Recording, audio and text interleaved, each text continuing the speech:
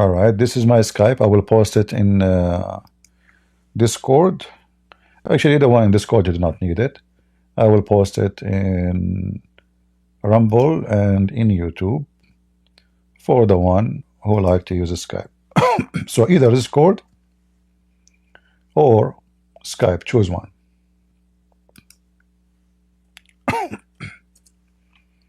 All right.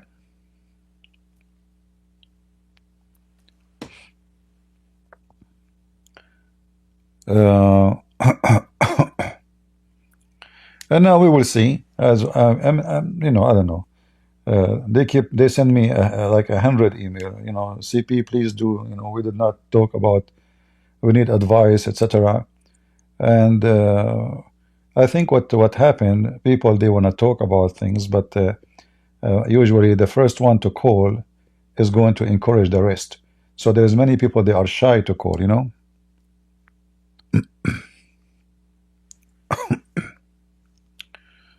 All right, we have Redneck.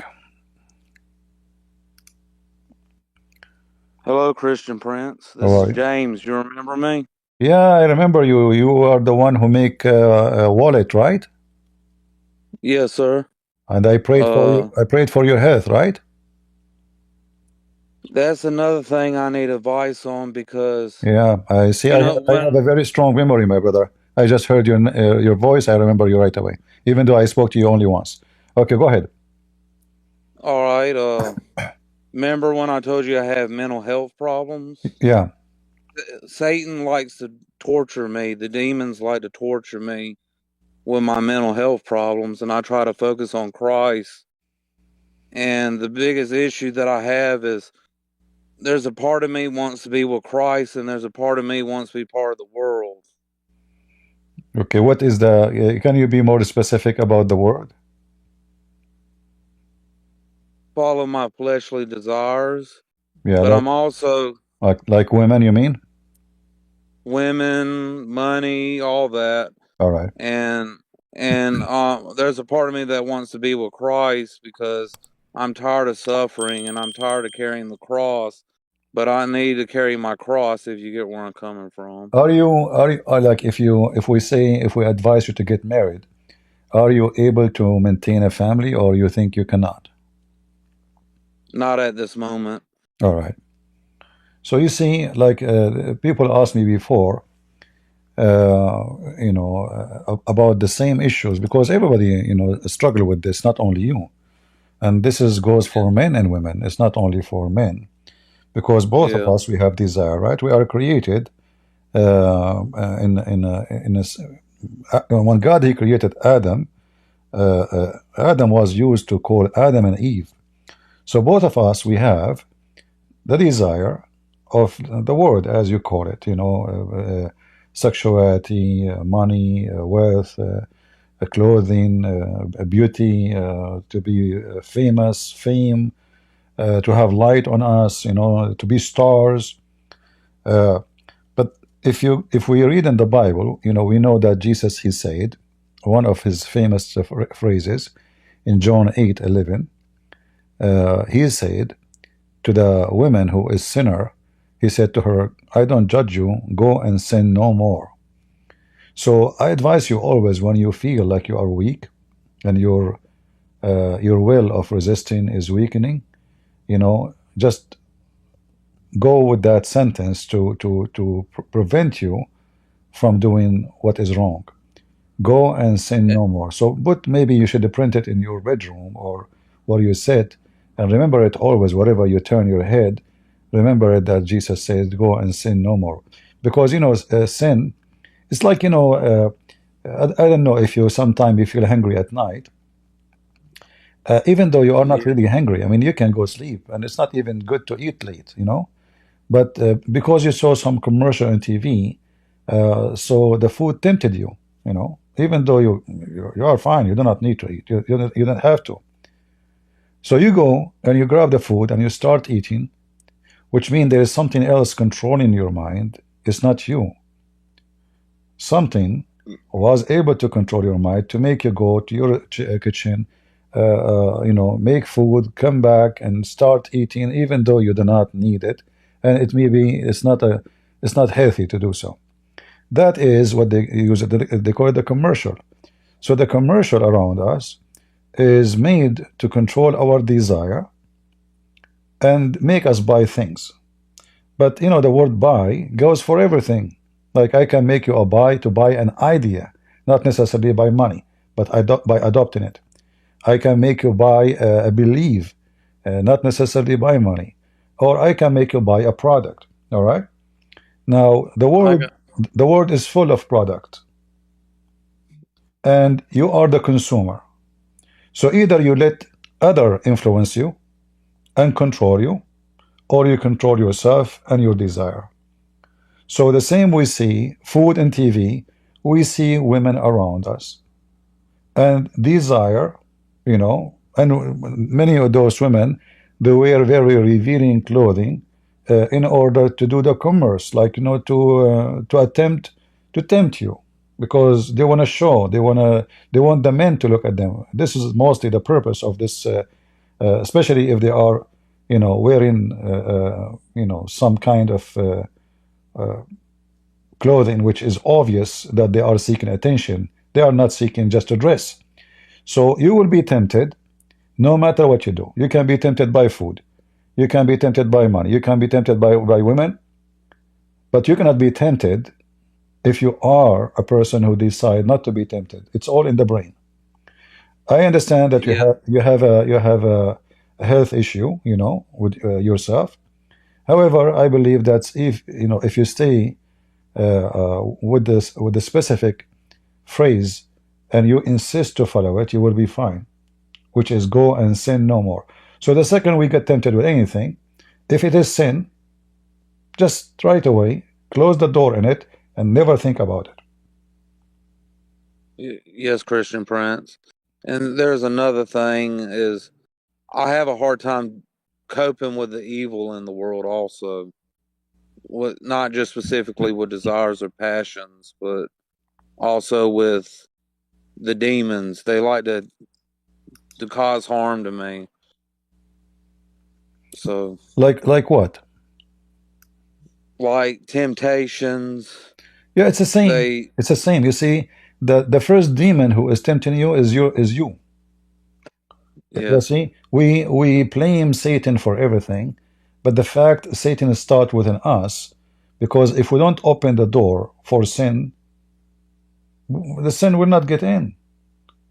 So what we do, I say, you know what, I don't want to commit sin, but I will open the door a little bit so I can take a look, you know.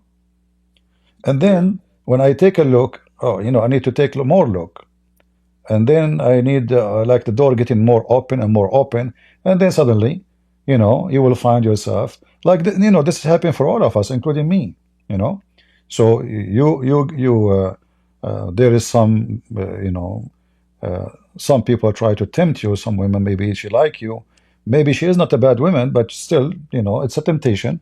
And if you are not able to get married for, you know, a health problem, then the only way for you is just not to allow the door to open. Just keep it closed and stay close to the Lord by praying, reading the Bible, reminding yourself that the wage of sin is death, you know.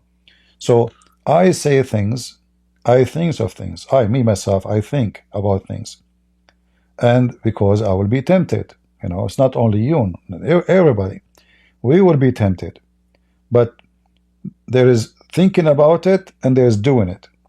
Thinking is the start. When you start thinking of something, either you let it go to be an action, or you fight the thinking and keep it away. Keep it. It's just it was an idea. I will not let it grow.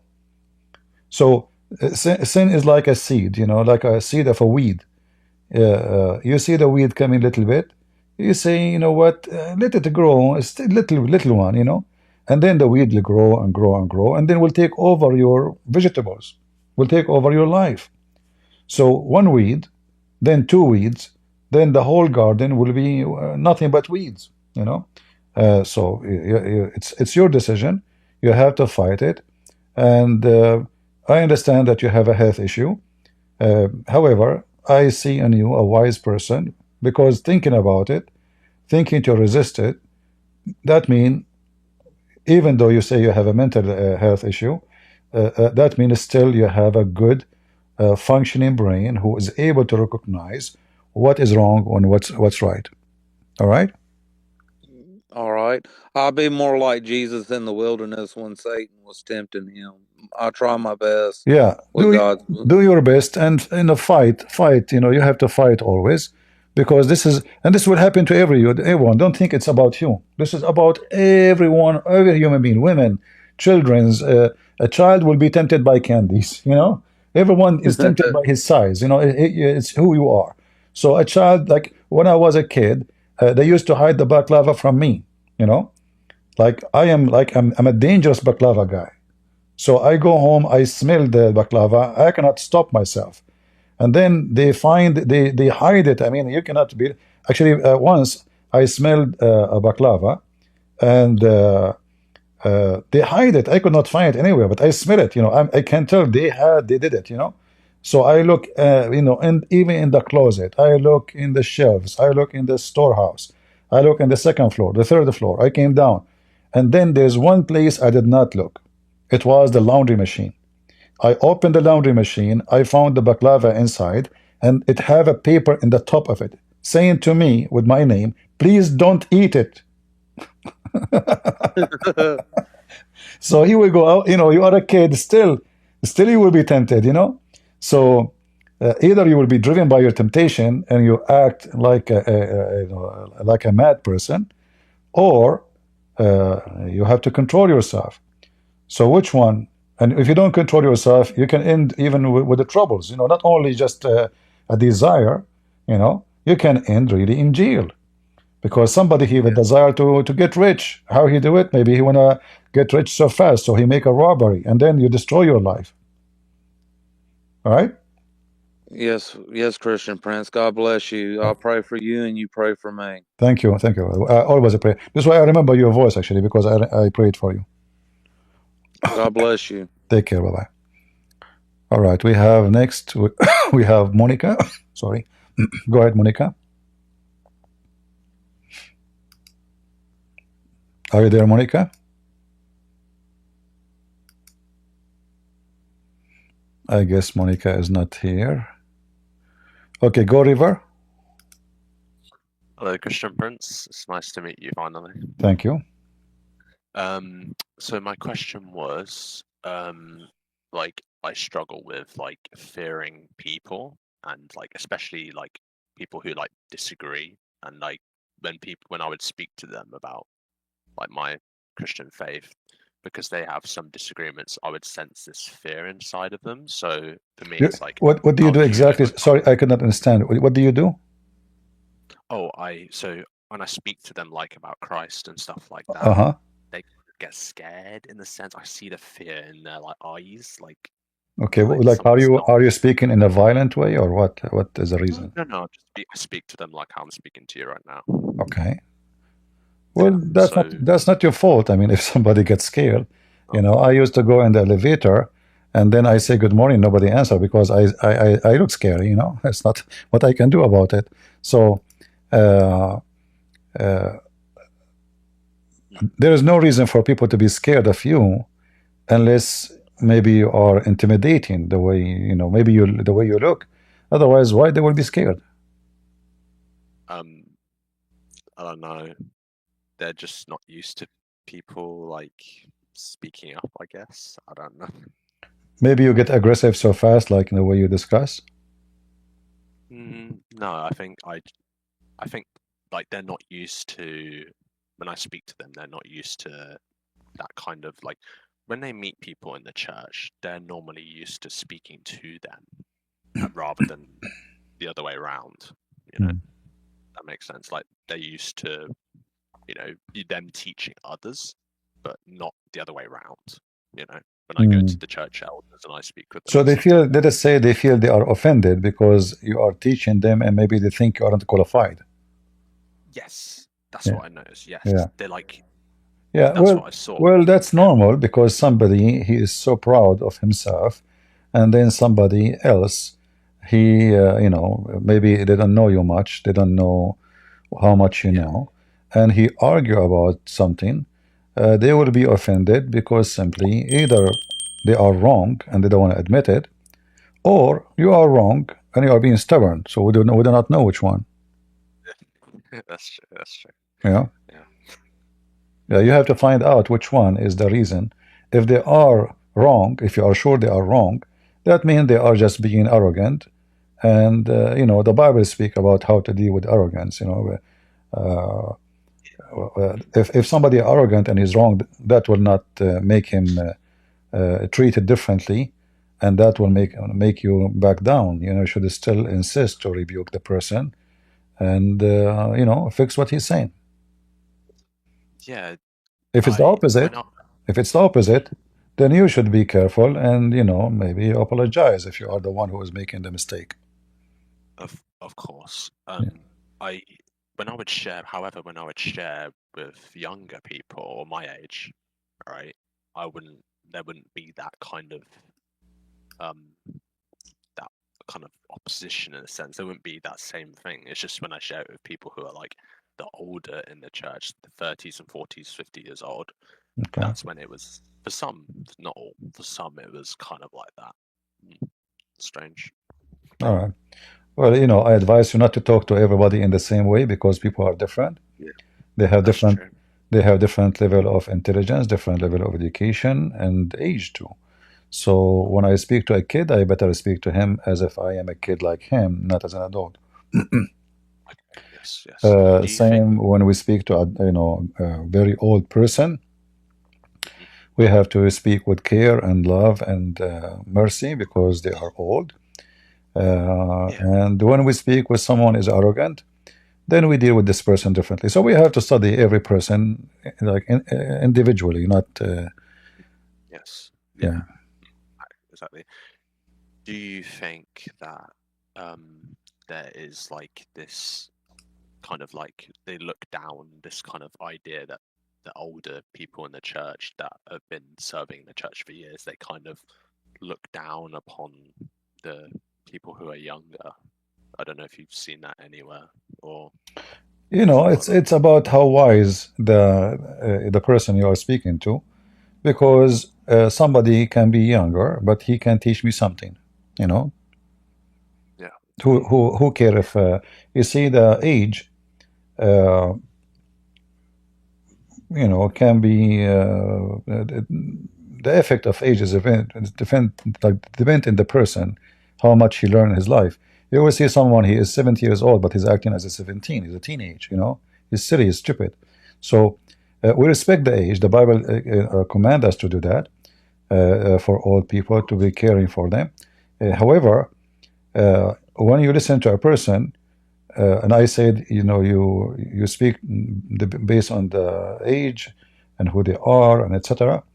However, even though I can speak to someone he is so young, but if he is so wise, I have to speak to him as he is. He's wise. He's different. So there is someone, he is a kid, but he is maybe more mature than someone he is 10 years older. So we have to listen. We have to receive. When we speak to people, we have to receive them in the conversation, and then we have to analyze how wise, how smart, how shallow, how deep, how educated. It's depending of the age or gender, because not all women are the same, not all men are the same, and not all young youth are the same. Individual, we are individual. God, He created us individual. Every one of us is different. There's someone, if you don't say to him the truth as it is, he get upset. There's someone, if you say the truth as it is, he will be very upset. There's someone, he insists that you should tell him the truth even if it hurt, and there's someone else, he hate if somebody told him the truth. So we have to know we are talking to who, and we need to learn how we, let us say, deliver the dose of the conversation. Absolutely. All right. Do you do that with Muslims as well? Do you kind of gauge that as well? You do it with everybody. You do it with everybody. Even your parents. Like if even you say your wife, you come home we use the word mood. We use the word mood, like somebody in a bad mood, right? Bad mood. I actually do have a wife. Sorry? I actually do have a wife. Funny. You don't have a wife? I do. Okay. So you go, maybe your wife, she have a bad mood, Yes. So you don't open a conversation in the wrong time, even though this is the same woman you love and she love you, etc. So everything have a time. You have to be smart about when you open a conversation, when you close it. There's time for serious, there's time for fun, there's time. So you have to be wise in everything, and you have to receive people before you communicate. So if we go home, you find your wife, she doesn't sound right. I mean, she doesn't sound like in a good mood. Then avoid something will make it worse. Wait until for a better time. So always we have to receive before we send. Usually, what we do, we send before we receive. Like we make the call without looking if the one who will receive our call is ready for it. All right. So if I go to a funeral and I make a joke, that is, even the joke may be so funny, right? Maybe it's good to say it because people, they will get out of their sadness. But you have to be smarter. I mean, this is a funeral. People are sad for a good reason. So you say a joke, you look like an idiot. But in different place, you can say the joke and everybody will like it. So we have to, examine the one who receive our words and our conversation before we make the call and talk to them. And that goes for everything in life. Oh, okay.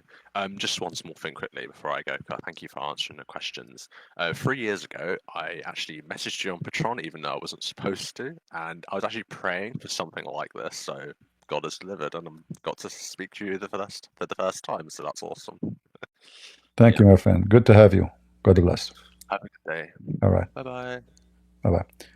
I think we have Sirach was next. Go ahead, Sirach. Shalom, CP. Hello. Hey, do you hear me? I hear you. If you can speak louder, please.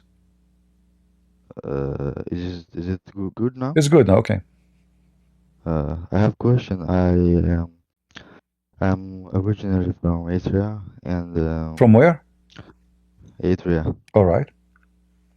and I live in Sudan a couple of years, and but Arabic is really bad, and I can't write or read. So, do you have any advice how I can start learning Arabic? I have a channel in YouTube where we have a class and for free. It's called Arab for Christ. You can go and follow up the classes like how to read the alphabet, how to make words, how to write, how to make a sentence. So feel free, go watch them one by one and teach yourself. Okay. All right. I will do that. Appreciate CP. Yeah, Safir, he just posted for you the link for the YouTube. You can just click on it and join. All right. Okay, thank you, brother. All God right. bless you. God bless you. I don't know who was next, Antonio or. Yes, Christian Prince. I don't really have much to add. The brother that was Reverend Song that pulled up, yesterday he was talking in the chat. He's a prophet and he's like Jesus. So that's why he was talking about we're scared of him. So I just want to Who is the clarify one? what Who is the one who you said he is? He said he's a the prophet. one that you talked to that two times ago, like 2 person ago. Reverend James. Song, the one James. that said, James. no, he's not James. He's called Reverend Song. He's in the chat right now. He's in the audience. He was talking about he's a prophet, and we asked him the prophecy that he Okay. can give, and we said he's a false prophet, and he said he's like Jesus, and we're like telling him you're disrespecting Jesus by doing that, and that's why you think we're scared of him for some reason. Well, maybe he prophesied that many women, they will have their period next month. I did that too. So there's a lot of silly people. You know what we can say. All right. Yes, thank you. Yeah. Thank you, CB. You're welcome. I have one question though. All I've right. been thinking. I've been preaching the gospel like on Monkey, the app. just to talk to people live and to share my camera and stuff with them. But like I feel a bit drained. I've been working on a couple of documents, a few documents and stuff, and I'm just trying to learn more about the faith and learn more about the effects of my faith. But I feel drained. So what do you think I should do, CP? I've been praying, I've been reading, I've been studying the Bible all the time, I'm drained right now. I don't know what to do. You see, knowledge is and faith are connected. So if I wanna, like, let us say you are sick, you go to the doctor. This doctor, he have a clinic, he have a sign, but he don't have a degree. Do you trust him? No, the only person I trust is Jesus and what No, Jesus' message is. I'm just telling you Yeah. that in order for you to be the doctor, let us say, and people they listen to you and they take what you say seriously, it's not enough to say I'm studying and reading. It's not enough to say I have faith. You have to have a good knowledge, real knowledge. So I believe that when you are ready, like I say, you receive enough knowledge right away. You yourself, without anyone telling you, you will feel that you are ready. So obviously, you yourself, you don't feel confident with your knowledge yet. So keep reading, keep No, learning. the thing about me is I've been doing this for a year. I've been preaching, but like I've been preaching sometimes for like 5 hours, 6 hours, 8 hours a day, like sometimes like days. So Okay. I'm just like filtering. I don't have the energy. Like when I'm talking online So and I get they're you wrong. So you are ADHD, saying you are out of energy. yeah, I'm out of energy. I don't have any Yeah, so like I when know I it's hear the okay. I gig. mean, if you are out of energy, don't. I mean, you don't exhaust yourself. Do what you can, and when you feel like you cannot no more, don't no more. That's it. God will not ask you for more than what you can do. That's normal. So there's no worry about that. I thought you are speaking about something else. That's normal. For how long I can talk? There's time. I have to Thank you, go. Everyone thank you does. for thank you for it. And don't give up. Even you might try to convince somebody with the truth, and he insists, he refused to listen. Don't give up, because I believe that a drop of water can make a hole in the rock. How hard the rock is. A consistent drop of water keep dripping is going to break the rock, no matter how hard the rock is. So consider yourself the noise, the very smooth drop of water, and you think that the rock is not affected. Not true. The rock is going to be affected. As long you don't give up, you will always win. All right? All right. Thank you, You're welcome, my friend. thank you. Who is next? I'm not. Saluja? First of all, no. First of all, I'm gonna debunk your argument. Silly About argument. this is The you, prophet the said that he was 73, going to become. 73? Yeah. War. What does war mean? I war. I war from this country. War. All And right, Abdul. Today. my community will Okay, split okay. up. But today I'm not going to. Currently, no. Today I'm Currently, you not have. going to take Abdul. There's no Abdul for it. Just leave your stupidity alone. Just think about the 72 version. They are waiting for you. Love, the mic is yours. Hello, CP. Hello. Can you hear me all right? I hear you. Go ahead. Yeah, just one I've been listening to you for like the last around 8 months, and you've changed my life for a crazy amount. I made a big mistake when I was a young man, around 22. I said the Shahada. My mum's and my family is a very devout Christian, Okay. and I got tempted by the treasures of the UAE. You understand? And hmm then I made a big mistake. And I've pretty much denied it, for the last like 6 years. And then, listening to all this recently, I realized I made the right decision, obviously. So my question is to you, how is there any redemption for me?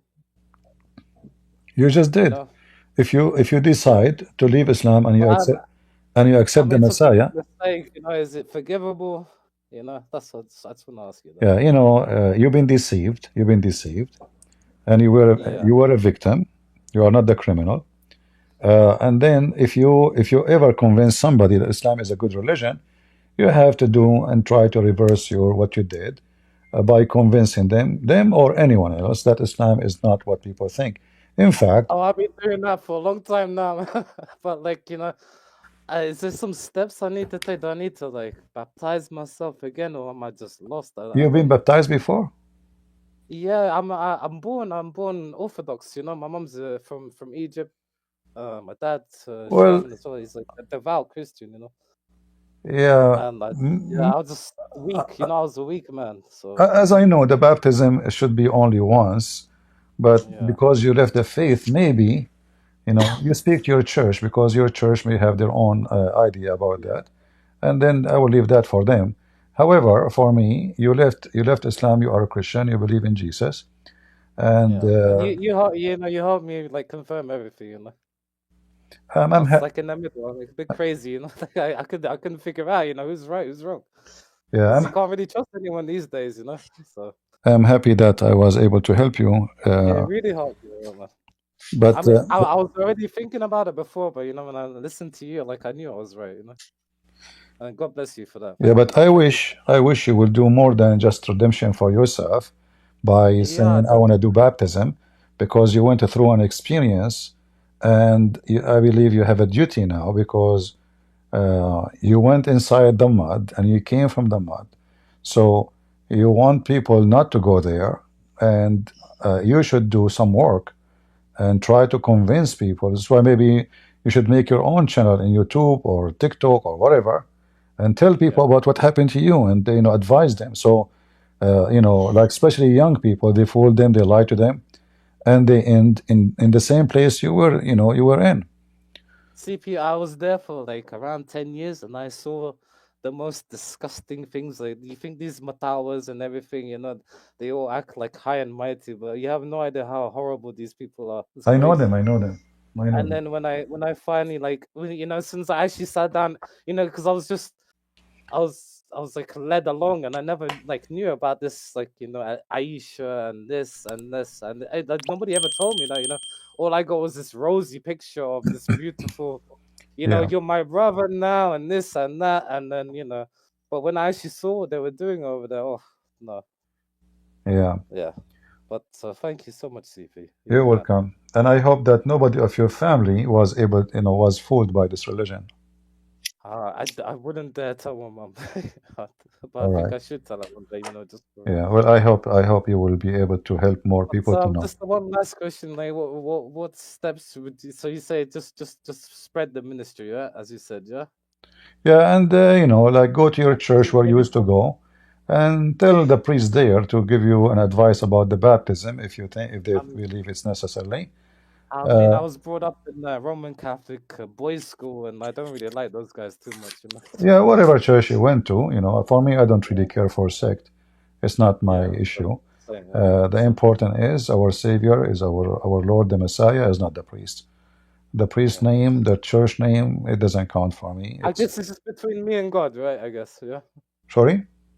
It's between me and God, what It's always if between you and it's always between you and he knows God. my true intentions, yeah. So I guess, Yeah, everything we do in our life, it's between us and God. However, when we do things for people around us and we lie to them and we fool them and we deceive them, it's not just between me and God now. It's between me and God and the victims I did lie to. yeah, So life is a because we are social creatures. We are not people who live alone, yeah. and we have friends. We have people work with us. We have families. So your life, all of it is connected, even though you think it's only between you and God.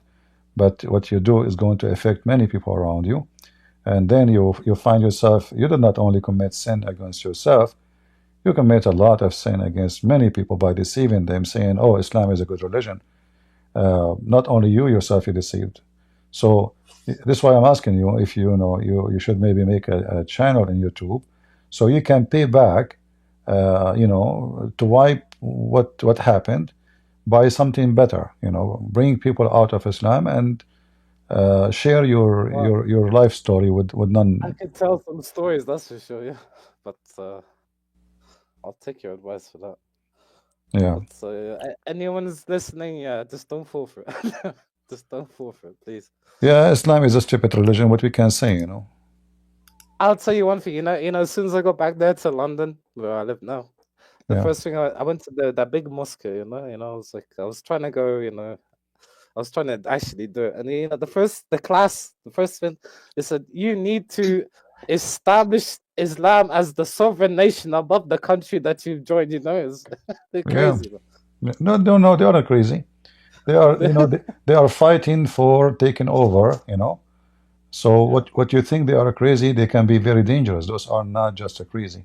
it really is, man. Yeah. Really. Yeah. And we need to take them. What's We need to take them seriously, not lightly. You know, because those are terrorists and they believe in violence, and they are not saying things lightly. They want to do it. Imagine that's the first class that I learned. It wasn't like, like how to be a good person and how to, embrace the religion. No, it's like you you must like destroy the sovereign nation that is the UK. Yeah. Yeah. So This is what it's not and their that's the fault. biggest mosque in the that's like in the beautiful area, like the really rich area, like this it's not some like tiny mosque in the middle of nowhere. No, it's like the main mosque here, It's not their And fault. then it was at that moment that I realized what the hell am I doing? You know? It's not their fault. It's the fault of the Yeah. idiots who gave them visas and brought them to the country. Yeah. All Yeah. right. Thank you so much, CP, and God You- bless you. You really helped me so much tonight. And thank you, chat, for your good words. Really appreciate it. And God bless you all. You're welcome. And Thank you. keep doing what you're doing. God bless you. See you. You're welcome. All right, Monica, you were away. Yeah, sorry. I had problems with my phone, CP. All right, Can you hear me? I do. Okay. First of all, I really want to thank you for being a voice that recognize the problems that I'm also very aware of, except in Middle East. It's very refreshing to hear your opinion. But I called you once because I was the bald guy, and if you remember. Uh-huh. And I told you about my daughter being with an Afghanistan boy Mm-hmm. in Holland. And I just wanted to tell you that he's a very nice boy, and he was not a Muslim at all. He didn't realize it. He didn't understand anything about the Quran. And I let him listen to your streams. And now he's coming with us to church. So I want to thank you for that. He's very happy about it. He's not he's scared to tell his parents, but he's very interested in Christianity, and yeah. So I want to thank you Well, about it. just you He have listens to your streams now as you well. have to be careful. Do he have a papers in the country? No, he's born in Holland. Oh, okay. Yeah, because some So of he, them they are willing to do anything just to get papers, you know. yeah, I know. No, he has a Dutch passport. He doesn't have an Afghanistan passport. He's born here. Yeah, but So anyway, that's not you have true. to be careful because it's not enough to say he like it. He is not, you know. At the end of the day, he is a son of a Muslim family, and if he don't dare even to say he will leave Islam, so what the point of this? So for how long he will not say to them, and how he will No. marry your daughter, or he will, you know, what is the future for tomorrow? Is he a man? I always, yeah, I understand. I always have my eyes in my back of my head.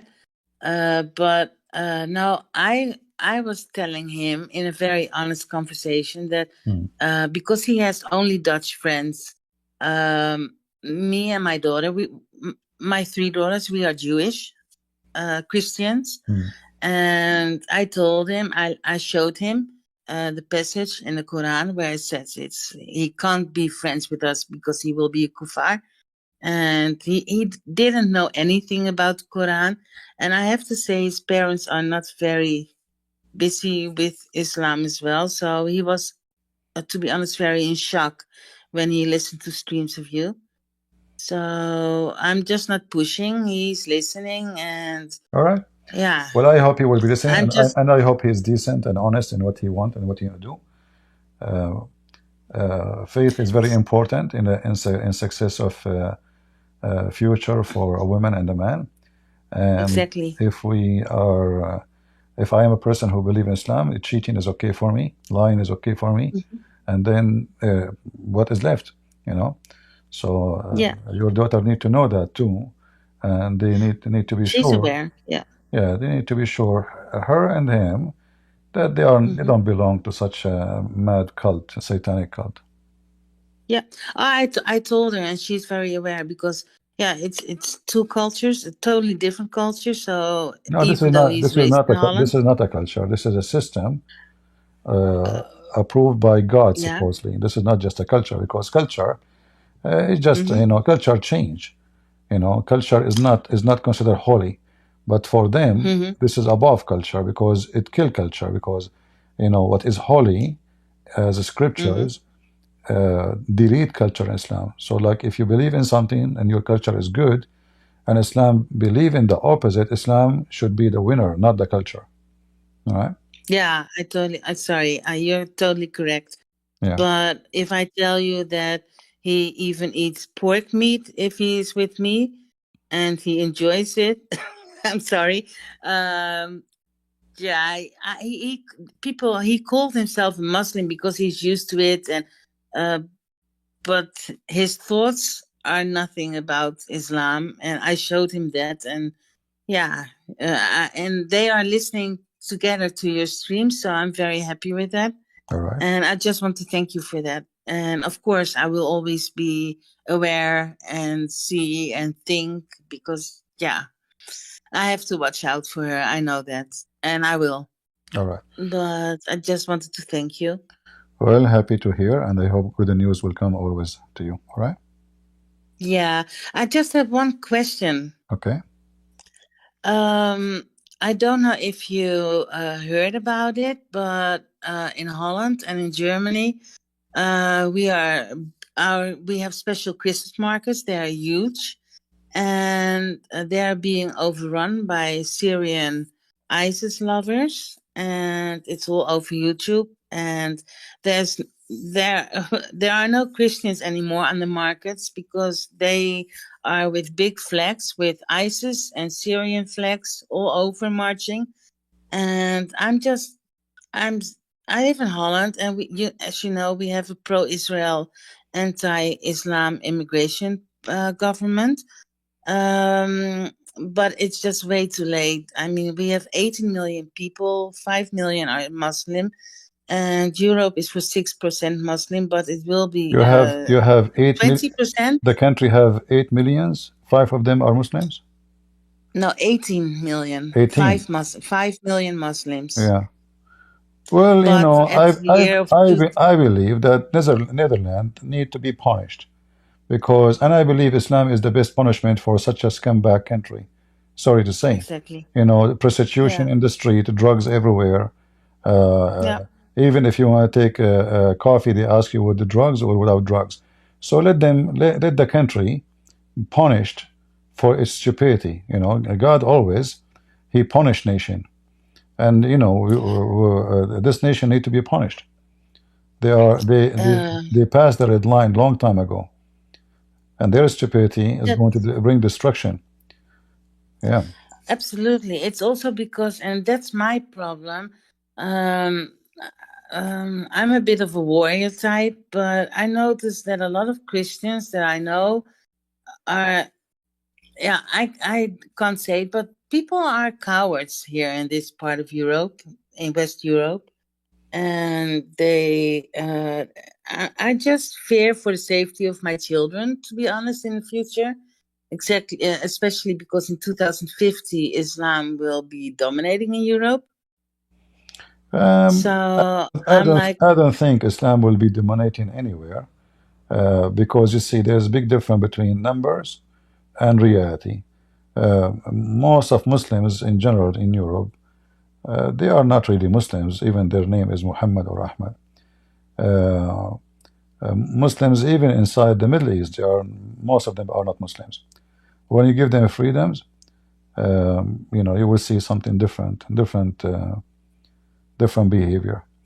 I believe Islam is shrinking even in the Middle East. Like even in Syria now, all what you see, all of those are hypocrites go on the street are shouting Allahu Akbar, because of fear. Because the same people, they were shouting Allahu Akbar, supporting the atheist president who was there just before the whoever become a president and he have guns in his hand, they shout for Yeah. him and they welcome him because the whole, the whole system is based on terrorism. So in order to know who is a Muslim, who's not, just give them freedom. And those who they are in Europe, usually, they find Islam as a way of gang. It's not about being believers, because if you check them out, you will see that every one of them, he sleep around, he drink, he do everything against his religion. That's totally correct. Yes, that's correct. Yeah, That's the weird they are thing the drug because dealers, they are the pimps, they are etc. And then they say Allahu Akbar. So we know who they are, you know. yeah, but we have a lot of violence and crime in Holland by them. That's a problem. Well, as I said, every nation will be punished for its sin, and Holland is a bad nation, is not a good nation. They used to have a nice country, but they destroyed themselves by being losers, drugs and prostitution and sex, and this is not a country. This is a farm of a bunch of animals.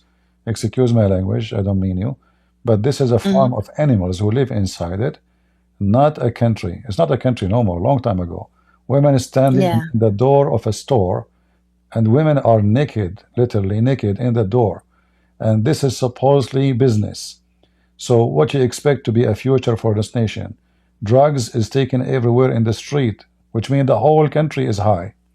So this is not a country. This is a hospital of bunch of people who they are mental, but there is no doctor there.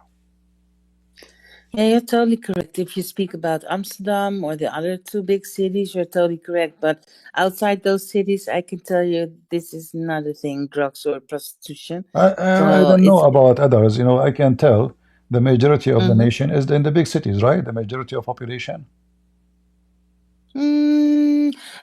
I can tell you that the Dutch cities, the four big cities, are the majority are Muslim. Like Amsterdam is 65% Muslim citizens.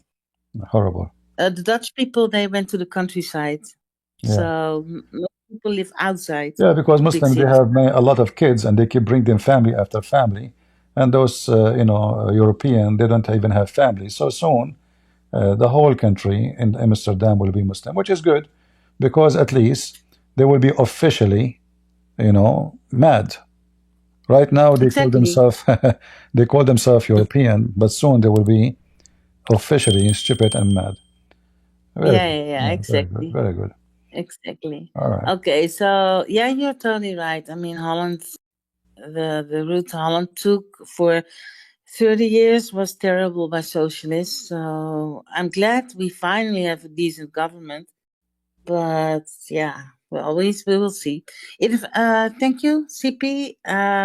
I just wanted to say I have so much respect for your other speakers I just heard, and have a good evening, and thank you very much. Thank you. Take care. All right. Who was next? Edwin, I think. Edwin? Hello, yes, can you hear me? I hear you. Go ahead. Hi, Christian Prince. I'm Christian from the States. All right. And I've been listening to you for a couple months. It's been an outstanding source of knowledge.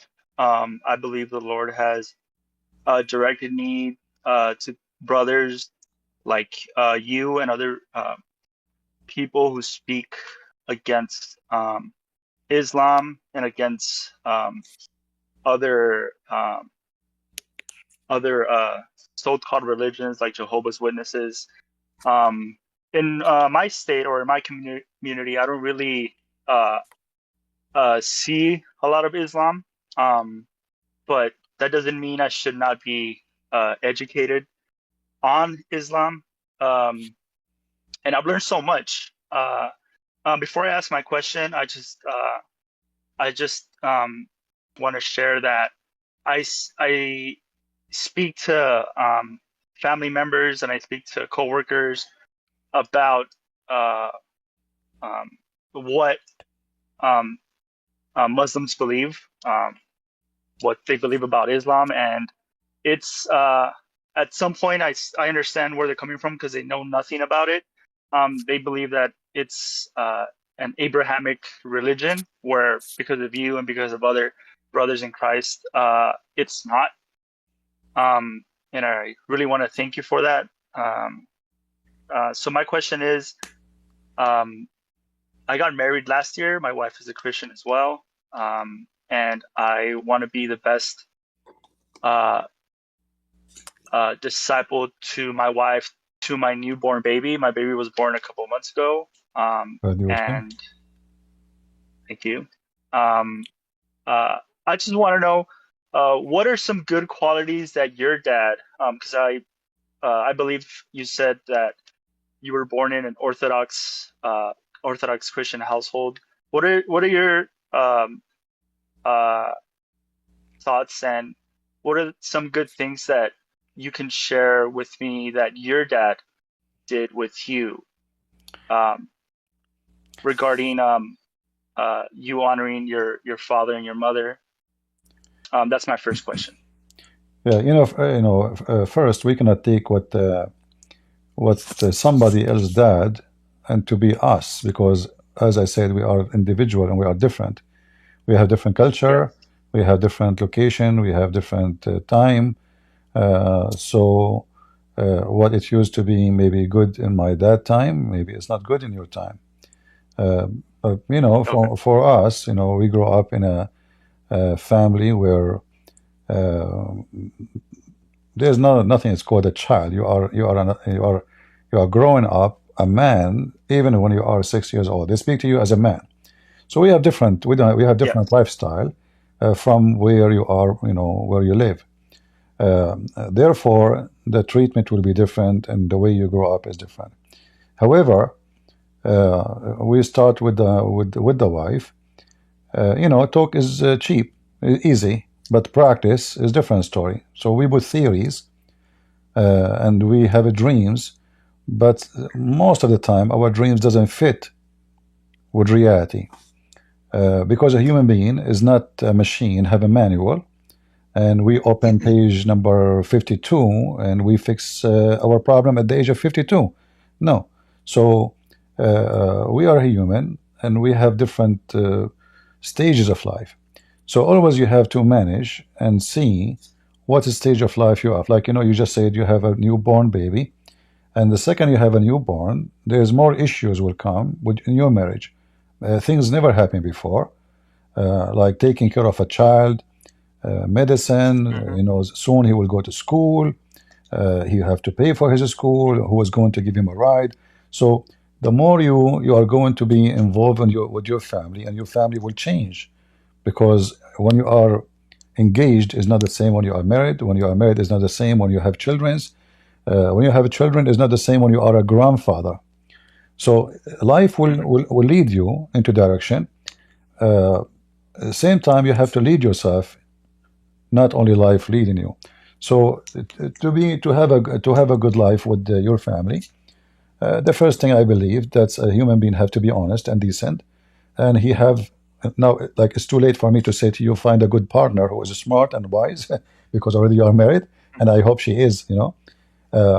So having a wise partner is extremely important, because what the benefit of wisdom if the one you speak to is a fool, So we have to, if we assume that both of them they are wise, then the wise ones is the always will before they talk, before they act, before they get angry, they think in their head and then they come to decision or to say words.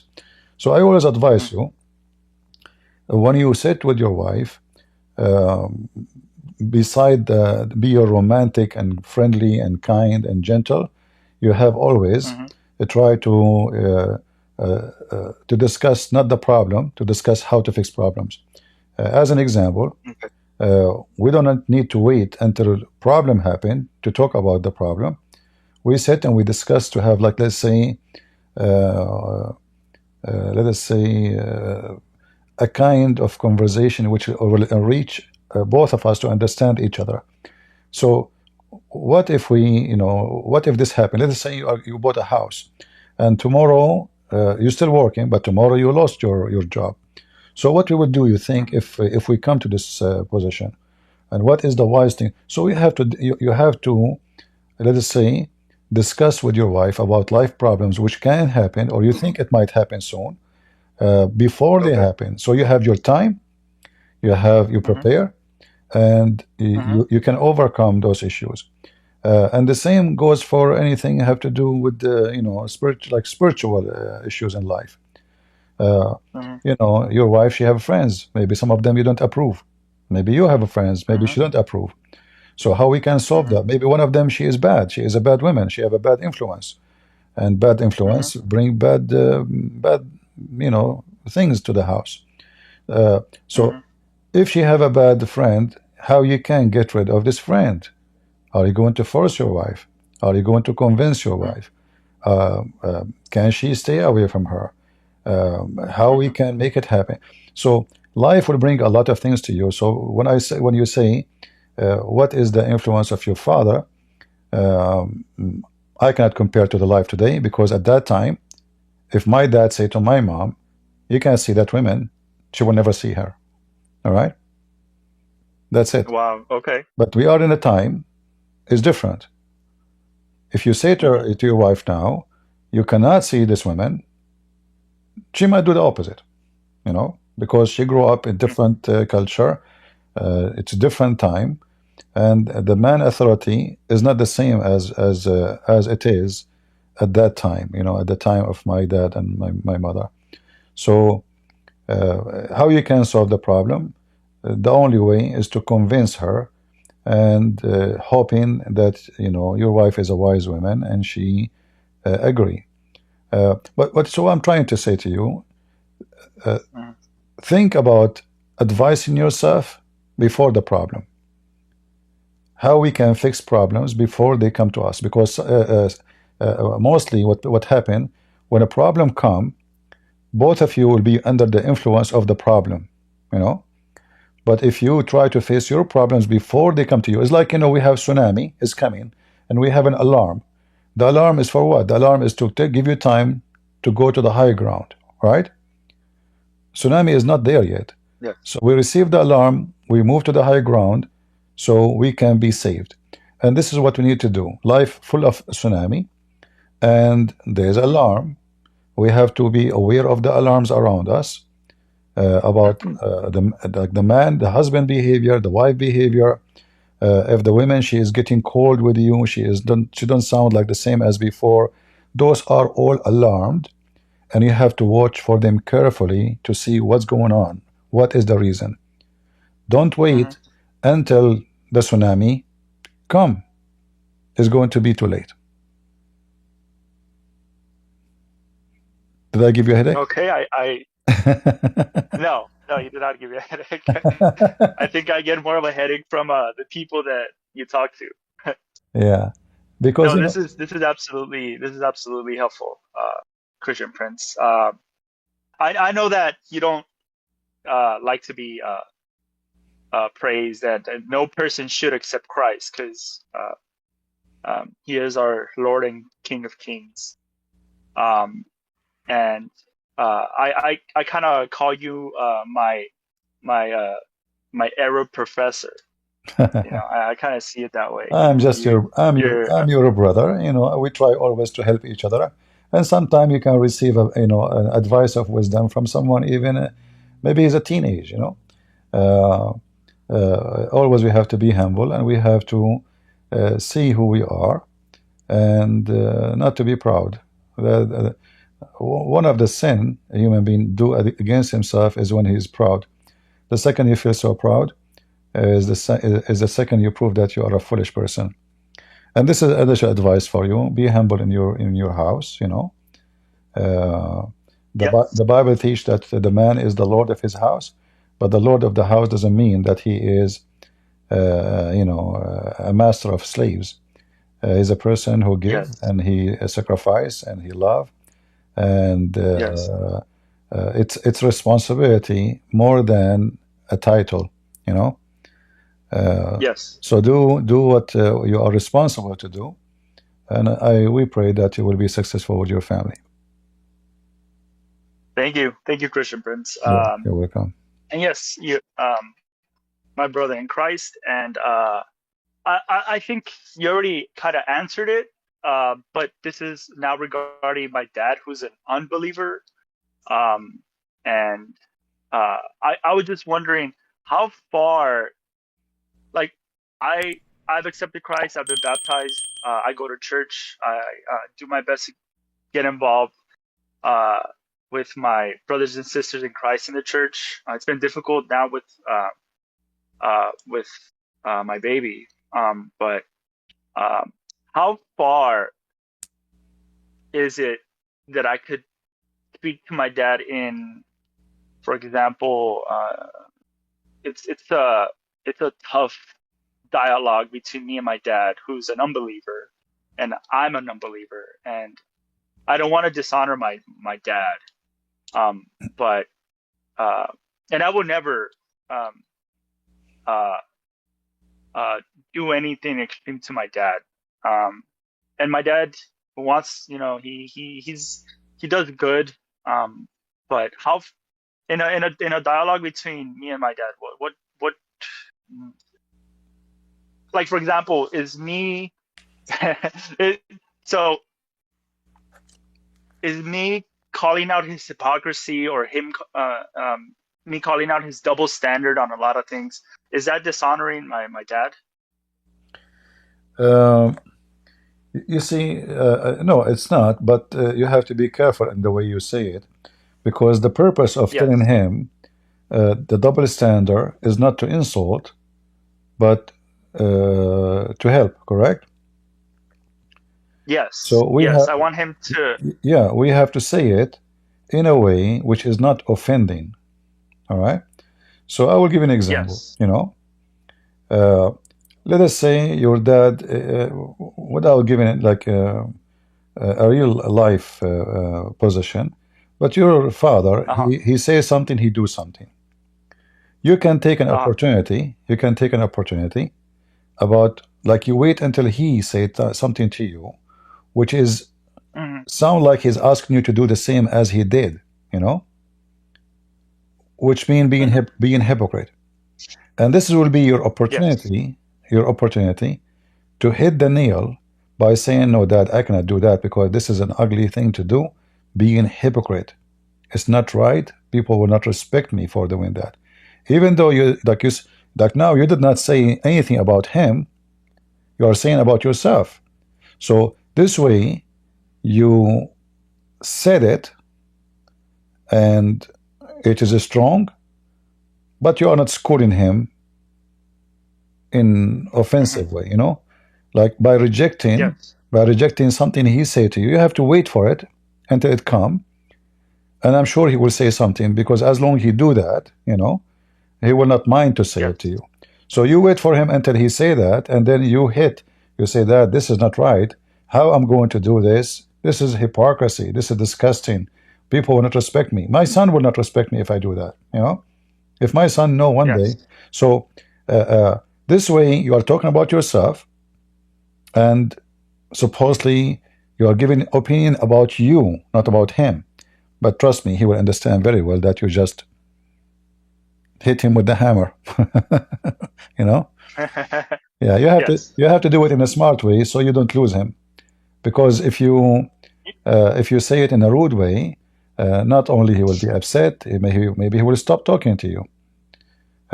So you have to be smart in the way you deliver, let us say, your message. Yeah. Yes. Absolutely.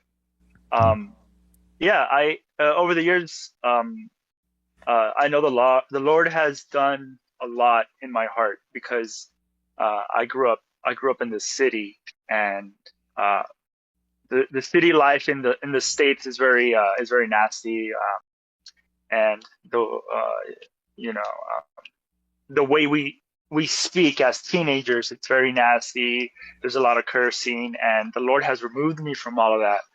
And I reflect on that, um, and I catch myself holding back a lot of things that I just because of anger and pride, I want to just just explode. But the Lord has done miraculous things in me, and I'm thankful for that every day.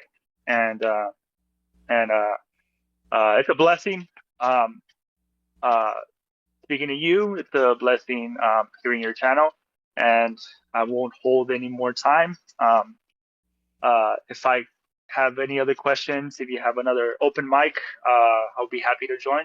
All right. And so everyone, God bless. God bless you, Christian Prince. We pray for you and your family. See you next time. Thank you very much. Yes, please. Please do. Okay, take care. Bye-bye. Thank you. Take care. Bye. All right, we have, I think, Zidem. Salam al-Masih. Salam. Salam Masih. I had a short question for you. Right. Since converting to Christianity and not choosing a denomination, I haven't been calling myself non-denominational. I've chosen to address myself as a Sunni Christian, and I just wanted to get your thoughts about. Because it makes people sensitive, specifically the Muslims that I'm speaking to, because they seem to think that there's a monopoly on the term Sunnah.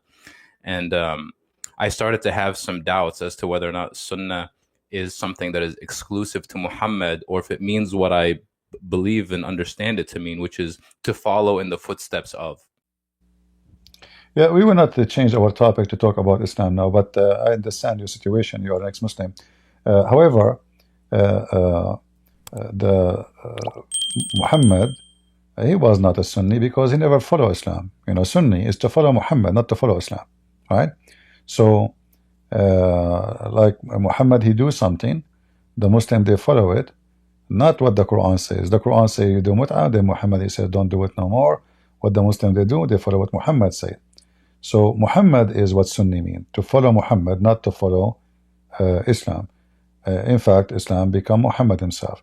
However, for us as a Christians, we should not use, I don't believe we should use any Islamic terms to describe ourselves. The best way to describe yourself is just say I'm a Christian, and the rest is not important, because this is the only names or description given to us in the Bible. And about offending Muslims, it doesn't matter what you say, you will be offending them anyway. The second you say you're an ex-Muslim, that is a big offense for them, and they will be upset. So we care who is going to be offended, but always depend, again, you are speaking to who. You have to change the way you talk. If somebody, he is the kind, like, you are coming from the Middle East, I am assuming, and people are different, and people there, they like to intimidate in their discussion. So if the person in front of you is kind and friendly, then you have to speak in a friendly way. If the person in front of you is a person who likes to intimidate, then you have to be intimidating, because this is the only language he understands. And if you are not, he will think you are weak. That Muhammad, he said to them that Allah, he put humility on the Christians and the Jews. So when the Christians act nice, speak nice to a Muslim, he think that this is the curse of Allah is active. He cursed them, that they think of themselves down. So when you speak in a humble way to them, they think that Allah curse is working. So I advise Christians, when they speak to Muslims, especially those who they are the aggressive one, you have to be aggressive. You cannot speak in a friendly way. Otherwise, they will take it in a wrong way. That you are afraid, you are weak, you don't have good faith, and you don't have you don't believe in anything. You are just a Christian by name. So they have everything wrong, and aggression is their lifestyle.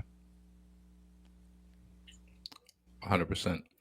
I wanted to encourage anyone that's listening to the stream that is on YouTube to please join our Discord. There's a lot of wonderful discussions that are taking place here. I've been witness to Muslims leaving Islam in real time, and it's happening both in the VC and in the direct messages, and God's work is being done, and just want to extend my gratitude and very much appreciate everything taking place. I feel blessed. Thank you, Zidim. Good to have you, brother. Good to be here. Thank you. Shalom. Thank you. Bye-bye. All right, we have Only Truth. Go ahead. Can you hear me? I hear you. Go ahead. Oh, thank you. Brother, I remember when you first live YouTube, maybe 3 or 4 years ago. From then I listened to you, and I like your personality, and also I think you are a great philosopher also. Not only not only a Christian, but also a philosopher. And I am from South Asia. Please pardon me from I am not so good at English. So I was hearing the brothers a while ago, brothers and sisters. The problems I think the Europe and America is facing is for their political decision which their politicians took was anti-national and anti-people, and many people in their countries are supporting this kind of activities, just mass immigration and Muslim immigration. They supported that. I remember in Germany when Syrian refugees came, they welcomed them, they gave them food, they gave them flowers. I was thinking that do they acknowledge it? Do they have they gratitude to the Christians, the Muslims? They don't have any gratitude to any nationals, any non-believers. They only take, but only they only do harm to the nations where they are settled, where they are they kicked out of their own countries. Only the Middle Eastern the nations which are called they call their brothers, they don't allow them to settle there, but they go to the go after to the Western countries, Christian countries.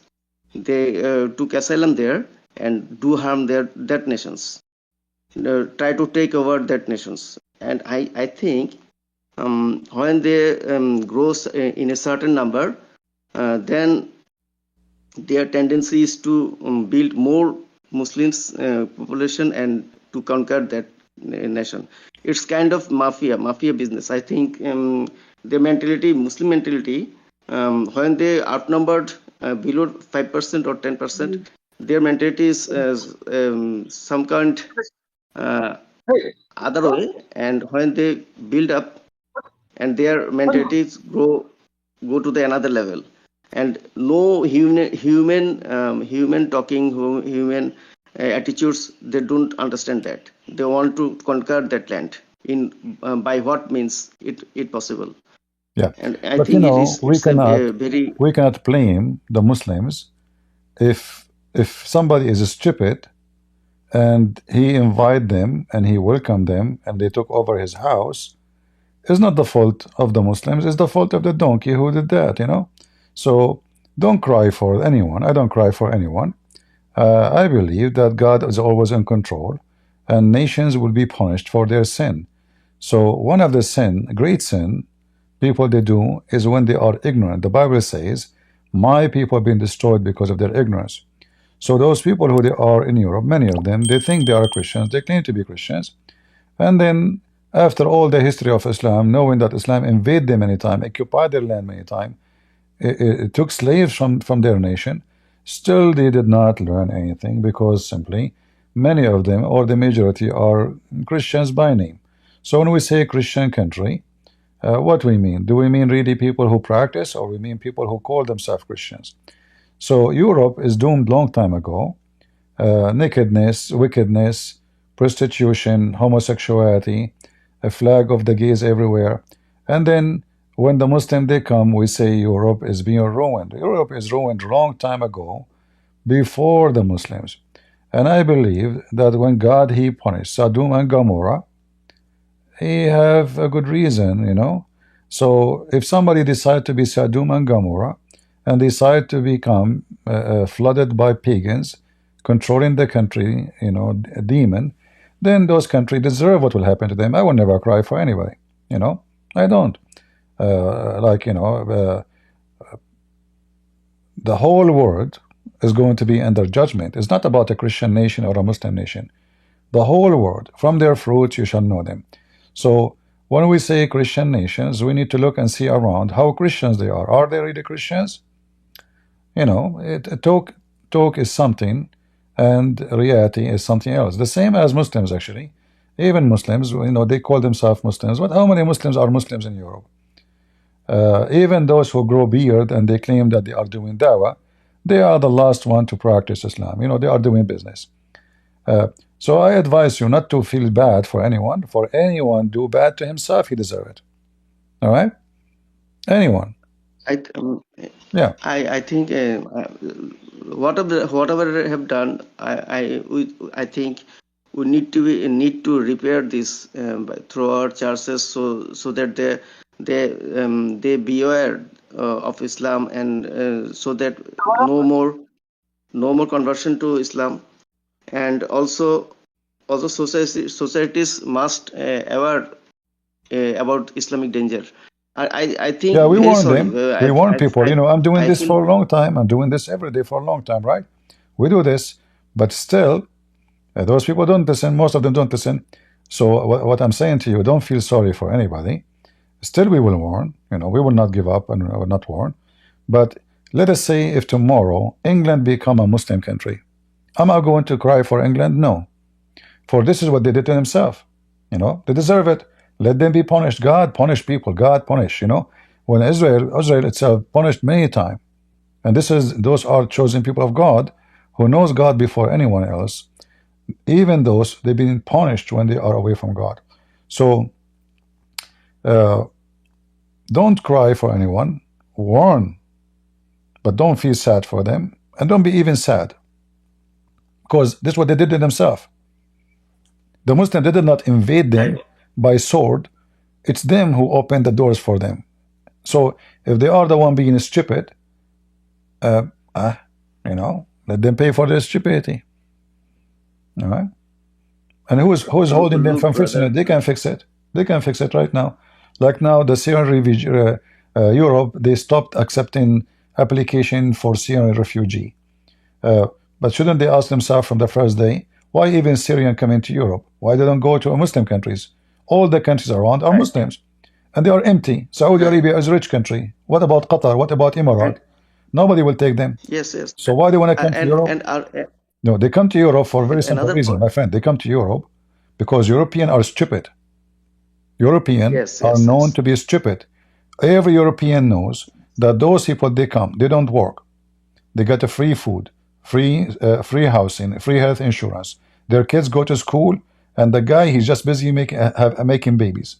And then they knew, and still they bring more, and they bring more. So Europeans are certified donkeys. They lost their mind long time ago, and I believe they deserve to be punished. So if the Muslims are the tool to punish them, I say why not? Let them be punished. Also, it's true that Syrian crisis is not a European crisis. European nations don't create the Syrian crisis, but the neighboring Arab and neighboring Sunni Muslim countries are the responsible for the Syrian crisis. So the Arab countries neighboring Syria must take their refugees, not the European unions or European countries. It's a simple logic. Every country by itself will be punished depending on what they do. So, there's countries like Poland. They don't welcome Muslims. They don't even accept migrant, and they are safe. There's other countries, they do the opposite. So everyone will be punished for. I believe European Union at the end is going to collapse, and number one reason for collapse is the migration and immigration, because many countries are, I believe one of the reasons actually, UK is out of the European Union because UK is out of control, and I believe that UK come out from the European Union was was a good news for Europe because UK until now are accepting millions of Muslims coming to England. You bring one Muslim, and then he bring his family, and then the wife, she bring her cousin, and the cousin bring the cousin of the cousin. So, and the royal family are very corrupt. All what they care for is the gift from the kings of Saudi Arabia and the prince of Emirat. They are very corrupt family. You know, the wife of the crown prince now, she was a whore, and even she slept with Muslims, and she was going to marry a Muslim. So the royal family is a scumbag family. The government is wicked, and then the country will be doomed. And now there is some UK citizens are trying to fight against that. We will see if they will be successful or not, depending on the number, you know, of how many people are awake and how many people they don't care. We will see. Do you have any other question for yourself, or the truth, or this was your topic? That's my main topic is how you can look in Muslim countries. Christians are not allowed to preach Christianity or make convert, but in our countries they are freely allowed and they're freely converting. I think we think put some restriction upon them, and also we should the Western countries should ban Quran as a hateful book. At a hateful religion, Islam should be banned.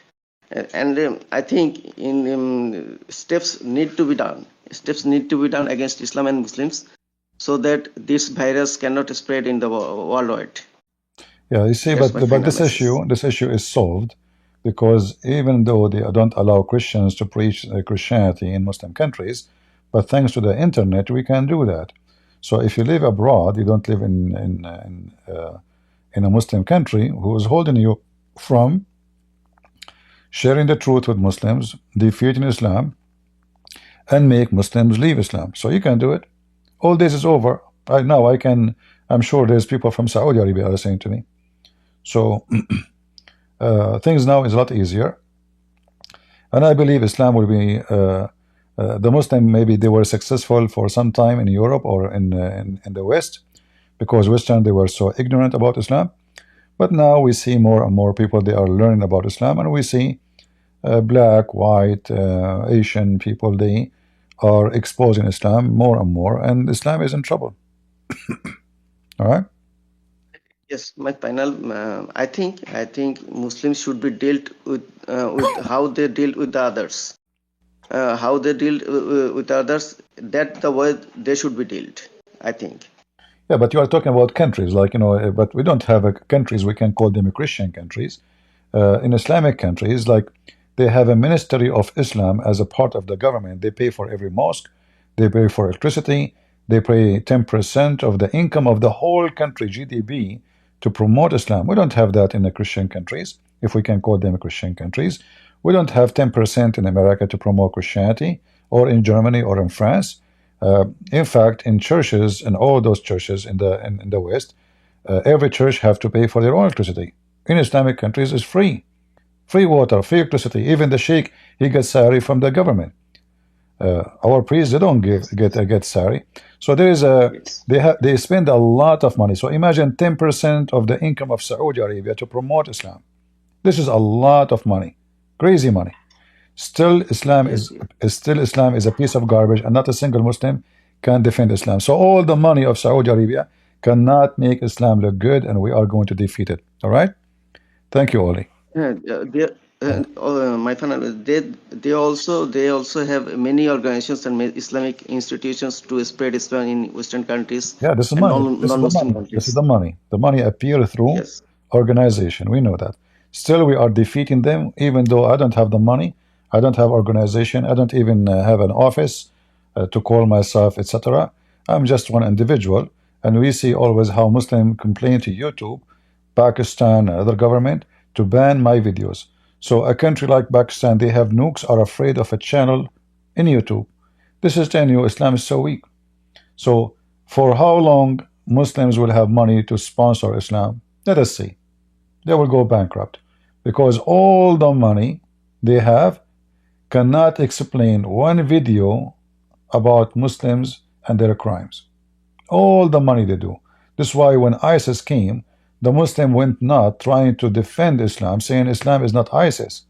But who is the fool who will believe in such a garbage? Muhammad himself, he did more killing than any member of ISIS themselves. Anyway, thank you only. Let us see the person. Another word, brother, please. I used to build my children informing Islam, informing Muhammad, so that they cannot be indoctrinated by their Muslim friends or classmates. Very good. And that's a vaccination from me. That's my advice to my Christian brothers and sisters, so that they make understand Islam and Muhammad about to their childrens, so that they are immune to the Islam. So that the Muslim thugs cannot convert to that garbage. Yeah, this is a duty. That's a good thing to do. That's duty for every one of us. Not only, I mean, if we are going to fight Islam, we should start from within our family, so our kids will not be deceived. All right. Thank you, Oli. God bless you. Let us take UT. UT, are you there? Can you hear me? Yes, I hear you. Can you hear me? I hear you. Go ahead. Oh, Christian Praise. I'm so happy to be here. Thanks for having me, first of all. I've been following you maybe, it's been 3 months now. Okay. I've got a lot of knowledge, especially about Islam. And God bless you for that. We always, even me and family, we always pray for you. Even my wife is listening to you every now and then, whenever we get time. So actually, it's not a question, but I feel I'm from Africa, and I feel like you abandoned us. You know, you always go to Indonesia and all those places. Go means meaning sorry for my English, but going means online. You go there, you guys go flood, do so many things with their scholars, but I don't see you. Talking too much about, I mean, addressing too much to Africans, Africans, especially from a wise man from you. Seriously, I feel we really need you guys. I'm originally from Ethiopia, and you mentioned Ethiopia in several of your videos, basically for historical issues. But to say one thing, Ethiopia used to be, as you know, it's a Christian country. They now, I don't know if you know, Islam is spreading all over the country. And not only that, before we can speak any negative things about Islam or about Muhammad or anything. Now we can't even say a single word. If we do that, they're gonna follow us and they're gonna do all the rude things you mentioned and all the rude things they have on their book. So for me, to play my part, I was thinking to get your book. I don't know if we can. I don't know how to translate into my language. It is in Amharic in Ethiopia, and at least to do something about it. Or if you can create a program specifically like Indonesia, like for Indonesia, like Africa, for Ethiopia or Nigeria or whichever, so that we can get all those guys, we can invite them, and then at least try to, start some kind of awakening that area. That is just my point. I always feel, sad in my side. There is a question. What about my country?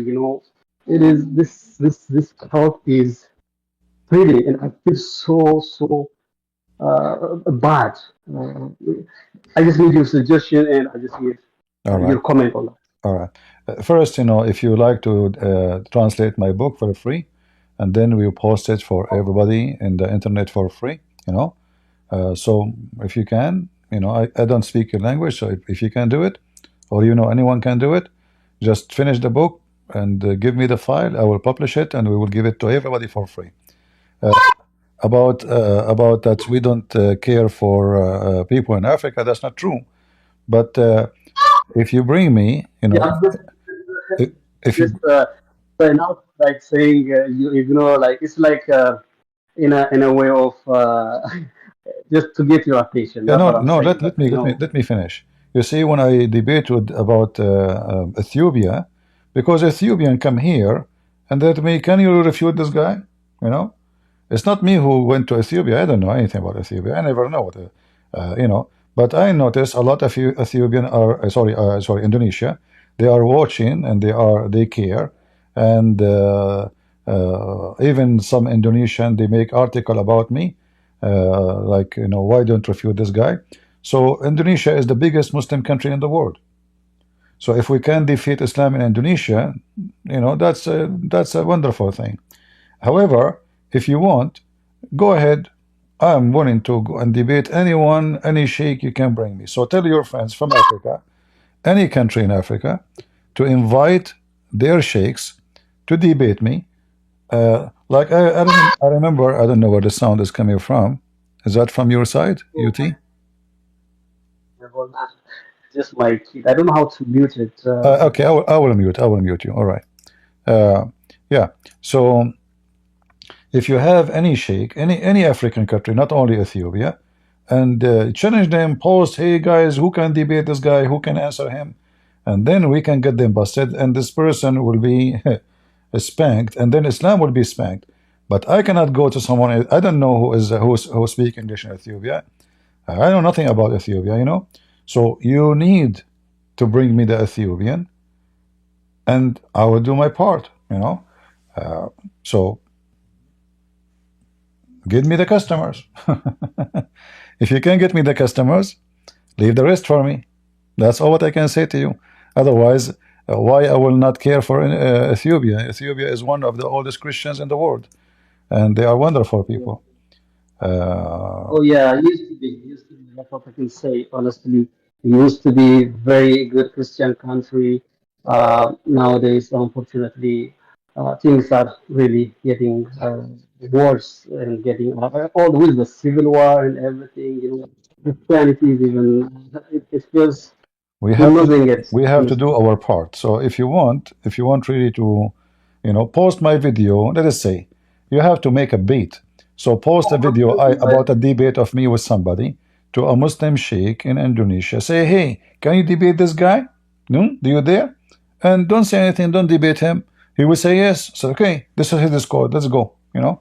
And then when he debate me, all Ethiopian will watch it and they will see how stupid Islam is. Yeah.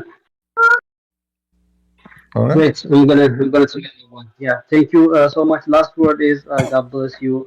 We really learned a lot from you. Keep doing what you do. Yeah, that's what I can say. Our prayers always. All right, my friend. Thank you very much. God bless you. I think who is next? Glory? I think Glory, right? Go ahead, Glory. Assalamu alaikum, Salam alaikum. sir.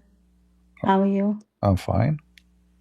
I'm from Pakistan. Okay. I'm an ex-Muslim and now Christian, Right. and just want to appreciate your work, and I learn a lot from you. Uh, I'm doing some effort. I'm with Adam Seeker, and from you, I'm learning from your videos, and I have a small YouTube channel, and we are working on TikTok also.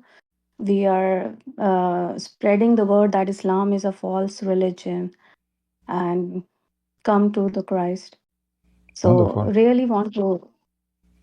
really want to tell you that I am learning from you, and I just want to tell you that your whatever work you have done is a great thing for us, like for the learners and who are trying to put their part also in this battle.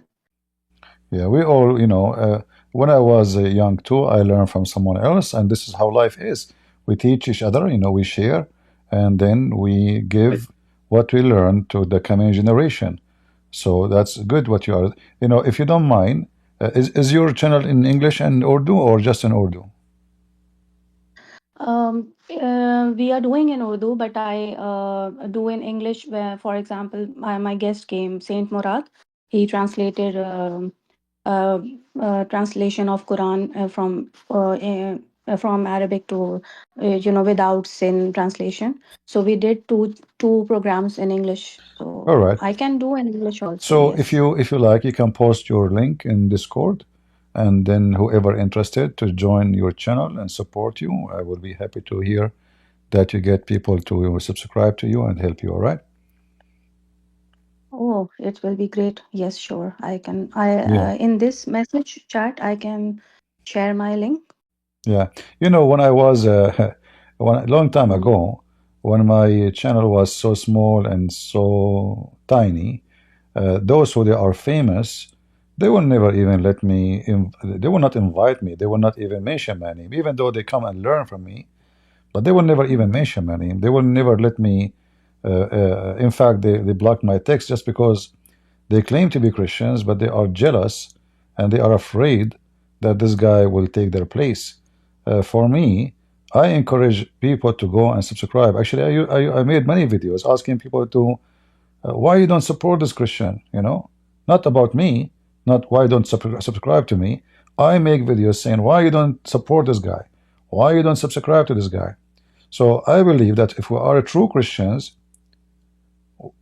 and we are doing a service for the Lord, not for ourselves, then we should not follow the steps of those people. So in the future too, when you see somebody young trying to explain Islam and defend the faith, even maybe he have his own he want to make maybe some money, it's okay. Still support him. Assume the good thing about the person. Ask people to subscribe, and selfishness is a sickness we have in our life. People, they see my name when I go to a chat. Many of those big channels now, the second they see my name, their face changes. I noticed that. I'm not a fool. They don't like me to call and to join life with them.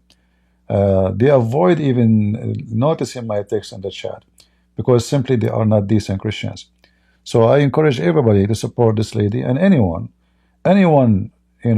is doing a service and you believe that he is doing a good job, support them. All right. Stay away Yes. from selfishness. Thank you, sister, for being here. Anything else? Uh, yes. I don't know. I heard from somebody that you don't collab, but since I am encouraged by these words. If I'll invite you on my channel, will you be coming? I don't go to people channel I for know that. a very simple reason. Like I might go to your Mm-hmm. channel not because you invited me. Let us Mm-hmm. say you are live. I saw a channel. I click in it to see what they are talking about. All right, it can happen. But if I go Mm-hmm. to a channel, then that means I have to accept all those who invite me, and then they will ask, okay, how come he go there, he don't come to us? You know what I mean?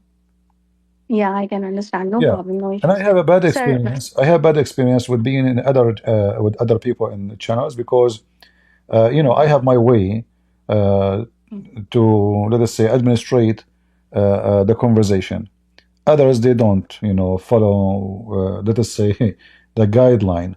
Like once, yes. if anyone remember, there's three Filipinos. They asked me to come to their channel to debate Muslims. Anyone remember? Horrible. First, they did not do what I told them. I told them, don't say that Christian Prince is coming. Uh, it was like a bunch of 20 people talking at the same time. It's not organized, it's not smart, it's not wise, and it's not me. So this is why I learned my lesson. I avoid going to other channels, and who wanna come here is more than welcome. Yes, I can understand. I can totally understand. I Uh, have one question. like If Adam Seeker, you I mentioned his name, right? Ask him. He asked me to come yes, to his channel many times, right? Yeah. yes. He came to. He's. I'm the part of his team. I'm doing with him also, and he's coming to our channel on TikTok, and in on my channel Yeah, also. He. he invited me many times. Actually, Okay. once I spoke to him, Adam Seeker. I don't know him before, but he told me that he left Islam because of me. And Yes. Osama Dagdok told me about him. Told me that Adams. I, Mm, I was talking to Osama actually. He told me mm, there's a gentleman here. He's an ex-Muslim. He left Islam because of you. He's here with his family, his wife. They want to talk to you. So I spoke to him, but he invited me to his channel, and still I did not go. Why? Because simply, if I go to a place, then I have to go to every place. Yes, I know Al that. Fadi, Yes, I know. another person, Al Only, Fadi, all of you, you know Al Fadi, right? He invited me yeah, a thousand times. I said no. The same reason. mhm. Otherwise, Al Fadi is a good person. I respect him, Yes, and I believe he's a good guy. Uh, yes, I did yes. not go there because I'm proud and I'm not humble, but the same reason. I know that that guy with the CR something TV, that Al Fadi, right? Al Fadi, the Saudi guy, the Saudi ex-Muslim. Saudi guy. Yeah, Yes, yeah, yes, yeah. yes. These are the big names. I am just a small person. I just No, randomly no, asked. no. I'm You know, sorry for that. don't think about I it. don't want to No, put don't you in think that about. position, Franz. There's nothing is called Yeah. big names and small names. In fact, the big ones are the small ones, because the big ones are making a lot of money, making business. I'm not talking about the Fadi now. No, I'm talking about other names. They I know that. they are doing business all about the super chat. That's why it's activated. And or if super chat disappear, they will not even come to YouTube. They will not even make a Mm, 1 minute. They will not waste their time. It's all about mm. money. And many they claim, not everyone says to me, Lord, Lord, will enter the kingdom of my Father, but the one who do his will. Anyway, Yes. Sir, I have one question, if I'm allowed to all ask. right. Yeah, when we encounter the Muslims, when sometimes, of course, they'll jump to this question, what is your faith? And the moment they know that we are Christian, they speak about Trinity. But for me, I can understand Trinity, but it's for me difficult to make them understand or explain them.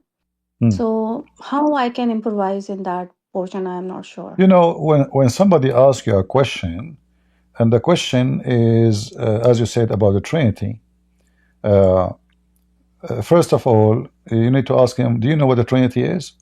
What the Christians believe? He will say to you, you Christian believe in the God the Father, God the Son, God the Holy Spirit. Tell him, thank you very much. That means, before you ask me about the Trinity, go and ask your God, how come he do not know that we don't believe that Mary is part of the Trinity, as the Quran said.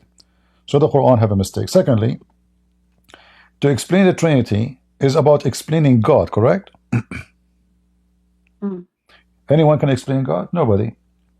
Can I explain how God said, let be light, and light was? No, I can't explain that, This is the power of God. Can I explain how God can be everywhere? How he can know everything? No. How God, he said to the dead man, come from the grave and he's alive? I cannot explain it. So Muslims are a bunch of hypocrites. When they want, they need logic and explanation. When they want, they don't need logic. So when Allah, according to the Quran, he made mud and he mixed it together and he breathed into it and he made Adam dry for 40 years, and then he breathed into it, and then Adam he sneezed, and then Adam when he sneezed he said Alhamdulillah. So all of this is understood, you know. Is that logical? They will say no, this is a God power. So the Muslim, when they want, they say God power. When they want, they don't believe in God power. So the Trinity is God power, to be three and one in the same time. If my God cannot be three and one in the same time, that means there's something he cannot do, which means he cannot be God. Their God cannot be three and one because he is not God. My God can have a son, their God cannot, because he cannot have a son unless he have a girlfriend, as the Quran says. It says, "Badi'u as-samawati wal ard." How he can have a son if you don't have a girlfriend? So you say to them, my God, he can have a son. My God is a spirit. My God can appear and come to us in the flesh of a man. He can humble himself. This is my God. That is the Trinity. Your God is he who he cannot have a son unless he have a girlfriend, for he's a man like us. He cannot have he cannot do miracle to Muhammad because simply he's a fake God. Your God does not have a spirit because he's not alive. Your God cannot do what Jesus can do because simply it's a fraud. So when a Muslim he asks about the Trinity, sister, you say the Trinity is God, and this is how he is, and nobody can explain God power, for this is why we call him Almighty. What Almighty mean? That mean he is all might. What does that mean? That mean he all the power. What you can imagine and what you cannot imagine is in his hand. So the question of the Trinity is a hypocrisy. Explain to me the Trinity. Okay, can you explain to me how Allah have a hand and yet he is not a spirit? And how he can be alive if he have no spirit and he is not a spirit? And the hand of Allah is made from what? So the second they ask them about their God, they go in a madness mood, and they don't want to answer. They say those questions are not allowed to ask them.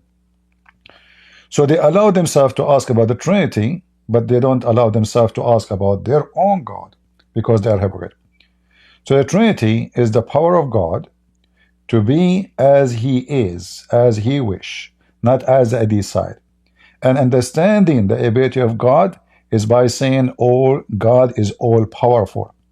That's what I can understand. For no one can explain to me how God can do this. That's why we call him God. So the answer is very simple. I hope I help you with the answer. Yes, thank you so much. I appreciate it. Yeah, God bless you. don't try your best to explain. Like they are not even listening. They are Abduls. Mm, Abdul don't listen. mm. Abdul is looking. Abdul is taking notes so he can offend, but not to debate. Yes, And that's and true. and if when somebody asks about Trinity, says, so can I ask you about the nature of your God, or you can only ask me about the nature of God, because it's about the nature, you know. So the second Mm, you ask him about, okay, Allah sit in the throne, how he sit, he cannot answer. Is Allah is everywhere? He cannot answer. Allah come down mm, every day in the third part of the night. Why Allah is coming down? They cannot answer. So Muslims, they think that because they say they believe in one God, they have a strong point. Because we believe in Trinity, we are weak. In fact, no. All of Islam is based on Trinity. Allah himself, when he presents himself in the Quran, he says, Bismillahir Rahmanir Rahim. In the name of Allah, the Rahman ar-Rahim. 3. Allah himself, when he said to Mary, Mary, she did not speak for 3 days. She fasted for 3 days. Zechariah, he fasted for 3 days. God, Allah, he made him mute for 3 days. When a Muslim he do ablution, he have to do every move 3 times. When the Muslim call Allahu Akbar, they have to do it 3 times. When they do the adhan, they have to do it the same. Everything in Islam is 3 times. When a Muslim man divorce his wife, she have to wait for 3 months. So Islam is religion of Trinity by action.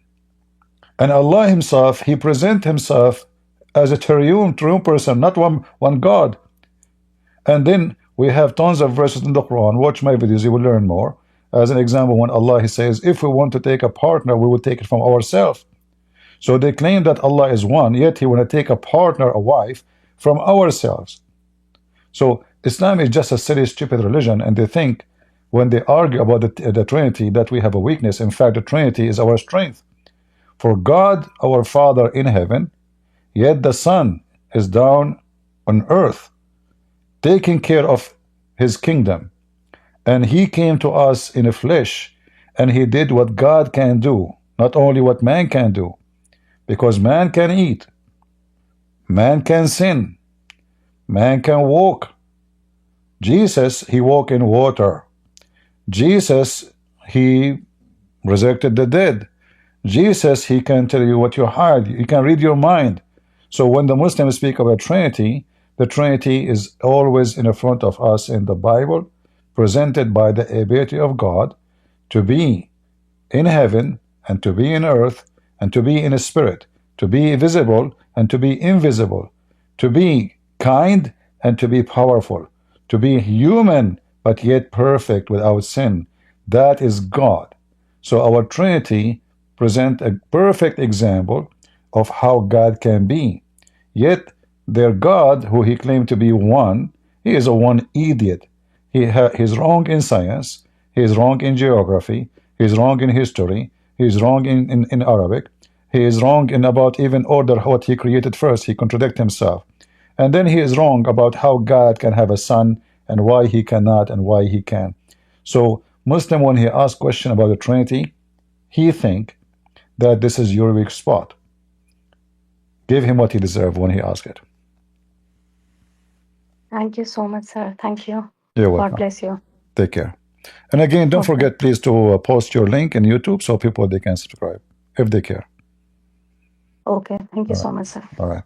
Bye-bye. Who was next? I think Kay. Go ahead, Kay. Hello. Yes. I've got some. I'm looking for some advice. All right. So I'm a Christian from Eastern Europe, Polish, and I'm living in the UK. You know, I go to a school. It's mostly Christian. I know, mostly Muslim, right? Mostly Muslim, Islam immigrants, and they kind of like I'm a Christian, obviously, so they kind of pick on me. They say like they want to debate me and stuff, and I feel like I should be defending my faith. Okay. But this causes problems for me because when I do defend my faith, right? Like there was this problem where I was meant to do an exam. This guy said I wasn't meant to do the exam, and then after exam, he said why I didn't do the exam. So they're corrupting. There's been multiple instances like this, and I feel like it is a pattern.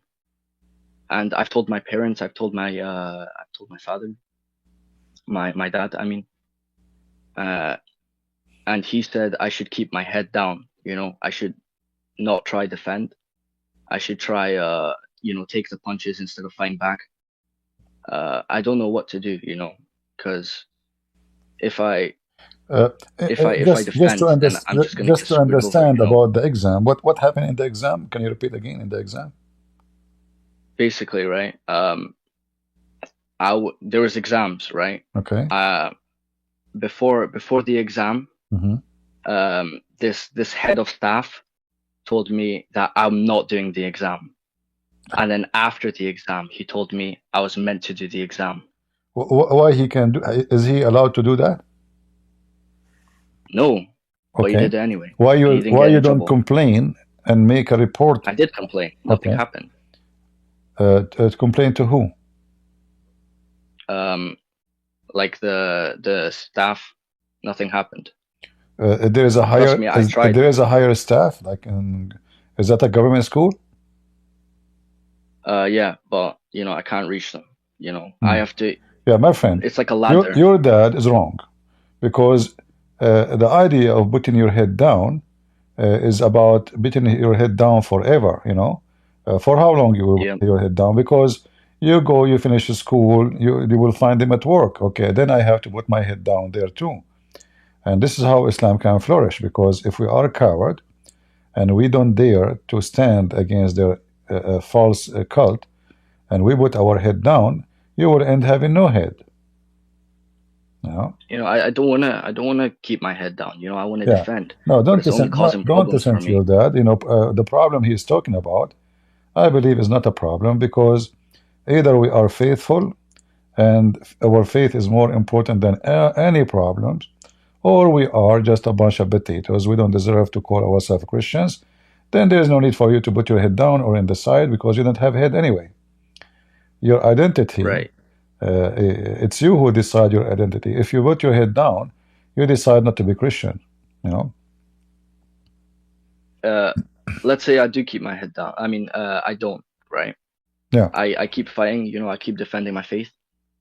But then this is gonna keep happening. I'm gonna keep failing my exams. I'm gonna end up change your school. Like failed on the street. Change your school. But like this is probably like a countrywide problem. My parents have told me this as well. I've been trying to like change my school, but they're saying nothing's gonna change. I believe there is less Muslims, and the things can be different. So you have to find an area. There's areas where there's a lot of Muslims in England, and there's areas there is way less. And then I think you should go to those areas, not to that school. Yeah, it's not that easy though, because like my parents have a. Well, nothing is easy. I used to be in a school. The majority are Muslims, but I never put my head down. Yeah. We are the minority. and we are not the majority in that school. And yet, I never, I remember when the principal he says, "You guys don't come in this coming holiday. You have to come to school. The Christians, don't take it off. You have only 1 day off." I stood up and I told all the Christians, if anyone come and that day, he will deal with me. He said to me, "I'm not talking about you. You can, don't come." I said, "I'm not talking to you too. I'm talking to them. So if you don't stand up for your right, you have no right. Learn that. The more you give up, the more you compromise, the more you lose. So people should stop complaining about Muslims being taken over in some places, because you are doing it. You are allowing them to do it. It's not about them being many. It's about those, they let things happen and let things go. So in your case, if you want my advice, find a different school. It's not easy, I understand, but you will find it, and you can go and continue your study, and you will be fine. All right. But then never listen to your dad advice. It's not a good advice. Okay. Because I think he's a smart man. He's a smart man, giving no me good problem. advice. He's a smart man. But my friend, if I put my head down and everything in life, okay, what if you are walking in the street and a bunch of Muslims, they start touching your wife? You will put your head down? No. Okay, so this is the same. Which one is more important? Well, this is somebody else, which one is more which one is more important? Your faith, your God, or your wife? If you are not willing to let it happen to your wife, why you want to let it happen to your faith? Never. I'm not letting it happen, but never put your the sacrifices. No, you have to sacrifice, and this is what a life is about. However, the school is not a big deal. Just to change it. Right. Go find a different place. Thing is, right, you see the exams, they're on my record. So even if I change schools, right, if that happens, it's stuck on my record.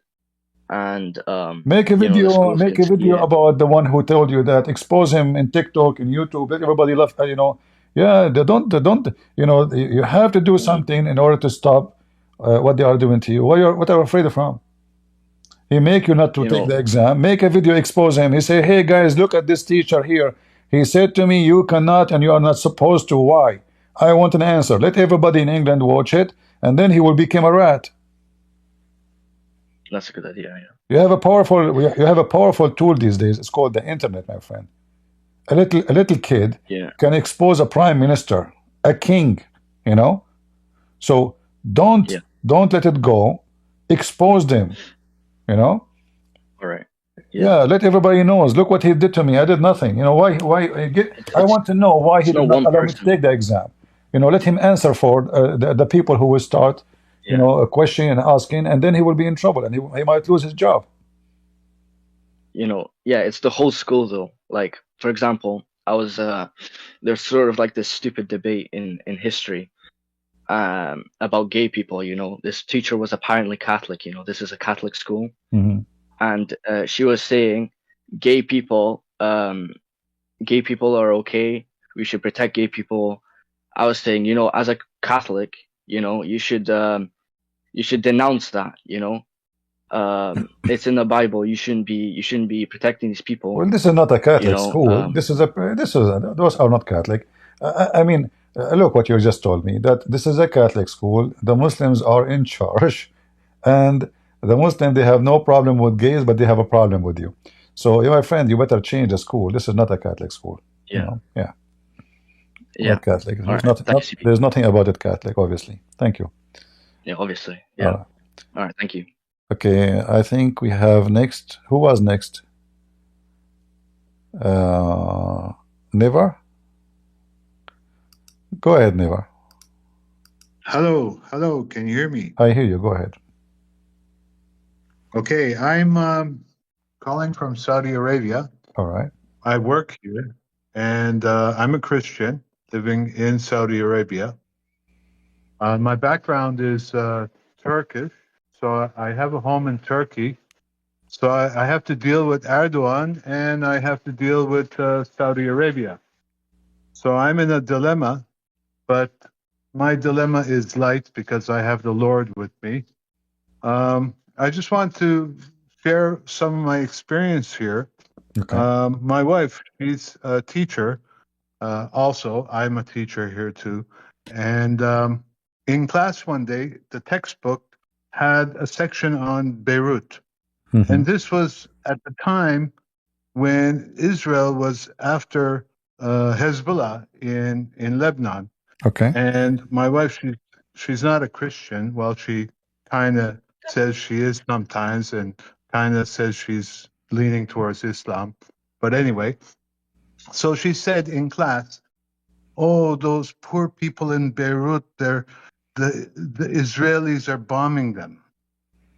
And Mm-hmm. once she's mentioned the word Israel, the students just freaked out and and she's not even how you say she's not apologetic towards Israel in this comment. She's kind of referring to the people getting bombed. Yeah, but they're upset because she should say Palestine, right? According to the Muslims. No, they're upset because she said Israel. Okay. This was in Beirut. She's talking about Beirut. Yeah, but I think maybe they don't want to say the word Israel as a state. Maybe she mentioned that the state of Israel because they hate to see Israel as a state. Well, anyway, what happened was the students complained to their parents, and then the parents came to the dean and threatened to call the police, and then the dean had to relieve her from her job to satisfy the parents, and she lost her job because of that one comment. Well, like this is I advise you not to work in such countries. Those countries, there is no freedom of speech, and there is no you have to live as a puppy there in order to survive. And they themselves, they have to live as a puppy. Not only, the visitors, the citizen, they have to live as a puppy. This is a puppy country. Nobody have a freedom of anything. So I cannot tell you much about what to do because I know that you are looking for a job and life is not easy and you need to make living. So I cannot give you just advice, just leave. However, if you can find a same job in different country, that will be way better to do than live in those countries. Those are not those are farms. I don't advise anyone, any foreign person who is not from there. I don't advise him to work in any Middle Eastern country, any Islamic countries. They are the worst in everything. You can go to jail for somebody for a post in Facebook. There's a guy, he made a review of a restaurant in Emirat. Review. He did not speak about God. He did not speak about religion. He did not speak about anything. He went to jail. Review about restaurant. He said this restaurant is bad, and now he's in jail. He did not speak about Muhammad. He did not speak about the Quran. It's about restaurant. So those countries is when you go there, you have to be ready to be in jail for any reason, and even though you might think the reason is not even exist. Yes. Well, I just want to say that in our workplace with our colleagues, with my Christian friends, we formed a prayer group, and we get together every I think on Fridays. Yeah, every Friday we get together and we have our prayer group here. So we keep our strings attached, together. We're trying to keep ourselves high in the faith and strengthen ourselves spiritually, and we're getting by with the help of the Lord. We have just the Lord to help us here. Yeah, still, my friend, I advise you, if you can find a place to work in different place, will be better for you. Because those countries are, I don't advise anyone, to live in those countries. Yeah. Well, I'm also Canadian too, so I don't want to go back to Canada yet. As long as Trudeau is there, I want the government to change. Yeah, but still, Trudeau is way better than Saudi Arabia. We cannot compare. like you said, God judges the countries, and Canada is being judged too. So, um, I'm waiting for the judgment to be fulfilled. Maybe I'll return after. I don't know what's happening All in right. Canada right now, but it's not looking good.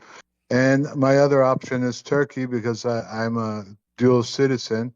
I did my military in Turkey and everything. And what live under Erdogan or live under Trudeau or live under Mohammed bin Salman? I don't know. Like I have three Yeah, options. still, I think Canada is way better. You cannot compare, you know. Still, Yeah. still is not the same. Yeah.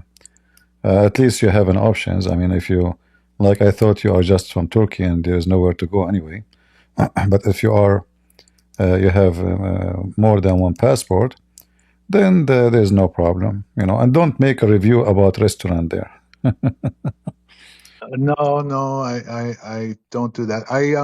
I have a church in Turkey, so I do have my church that I go to in Turkey, and I'm right now I can join services online. But I don't like online services. When I'm there, I like going in person to the church. All right. Well, God bless you, my friend, and I wish you good luck. Thank you. God bless you too, Christian Prince. Take care. All right. Bye bye. New York, I think you are next.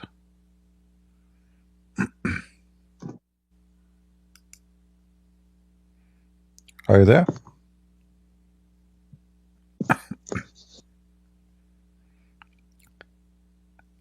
NY UK, are you there?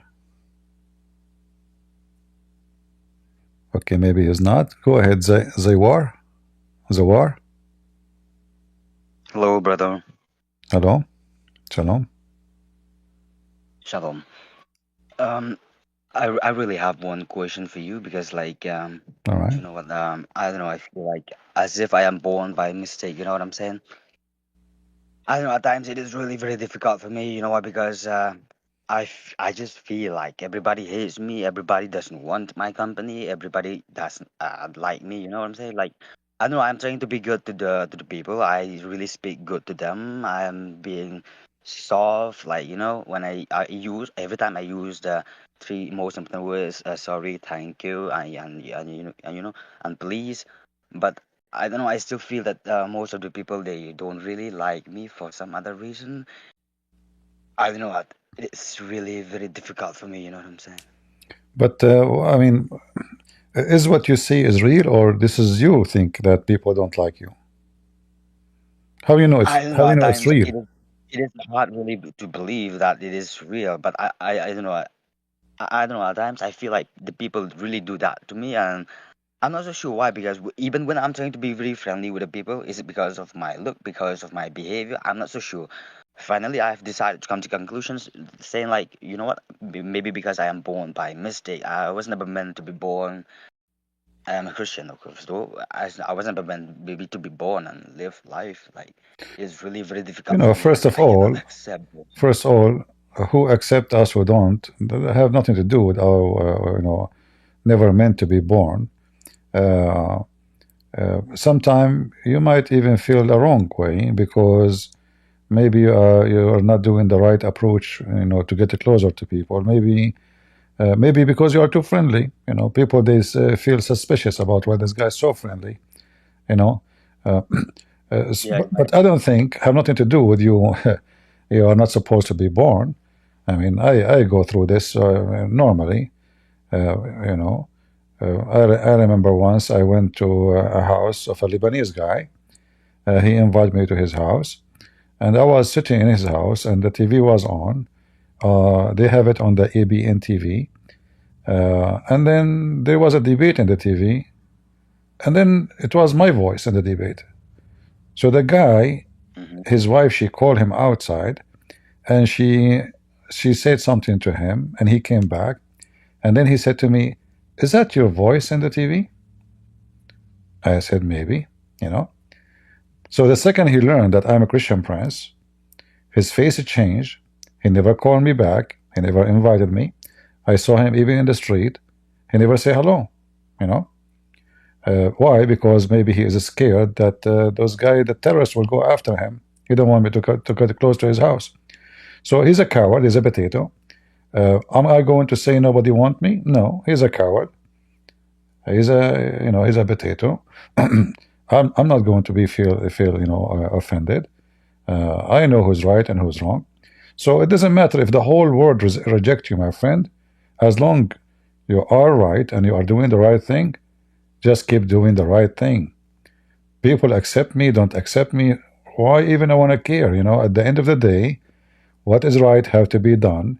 What if I go to a town, everybody there is a scumbag, and they rejected me? Well, I mean, why would Exactly. why I will be upset? So it's not you. Maybe you should not be born. Maybe them. So don't think about yourself in a negative way. And whoever accept you, whoever reject you, that should be the last thing to worry. To worry you. Just be yourself. And stay friendly, stay nice, stay gentleman, stay faithful, stay peaceful. But don't worry about what people, behavior towards you. The one who want to be your friend, okay. The one who don't like, even better, because obviously, he is not fit to be your friend. So it might be some time for your benefit not to be in contact with some people. They rejected you, maybe for your benefit.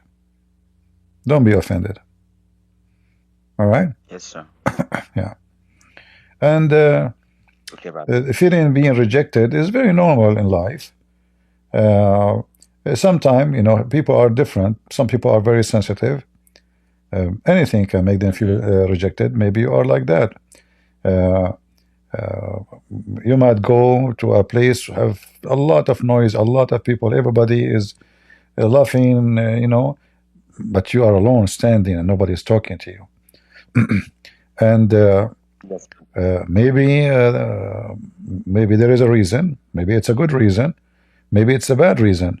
But it doesn't matter what is the reason is. You try to seek your happiness, and whatever your happiness, you seek it as long as it's lawful and good. So if I go to a place and there's 100 people there and nobody want to shake hands with me, I will still enjoy my time being me, not them. I'm not going to be them to like me. I will be me. The one who like me for being me, he's welcome. That means this person, he like me for real. The one who like me because I'm trying to be like them, that means he like me for I change to be like them, which means I'm fake. So stay the real you and don't worry about who like you or don't. Yes, but just to be clear, like I don't really care if people like me or not. But what I'm worried about is about my behavior. Maybe I don't know. Maybe I don't know how to conduct myself. Like the people don't like me. What I'm saying that I don't care if they really like me or really being friendly with me or not. But the thing is about my own behavior, whether I should change this behavior. You But know do what? you do you I have feel like I am did really you do being anything kind to wrong? people. Did you do anything wrong? No, not really, sir. Okay, so that's not your behavior. I mean, I can say it's your behavior if you are doing something wrong, but if you do nothing wrong, then your behavior have nothing to do with this. Maybe it's their behavior. And in the same time, I say, why I want to be worried?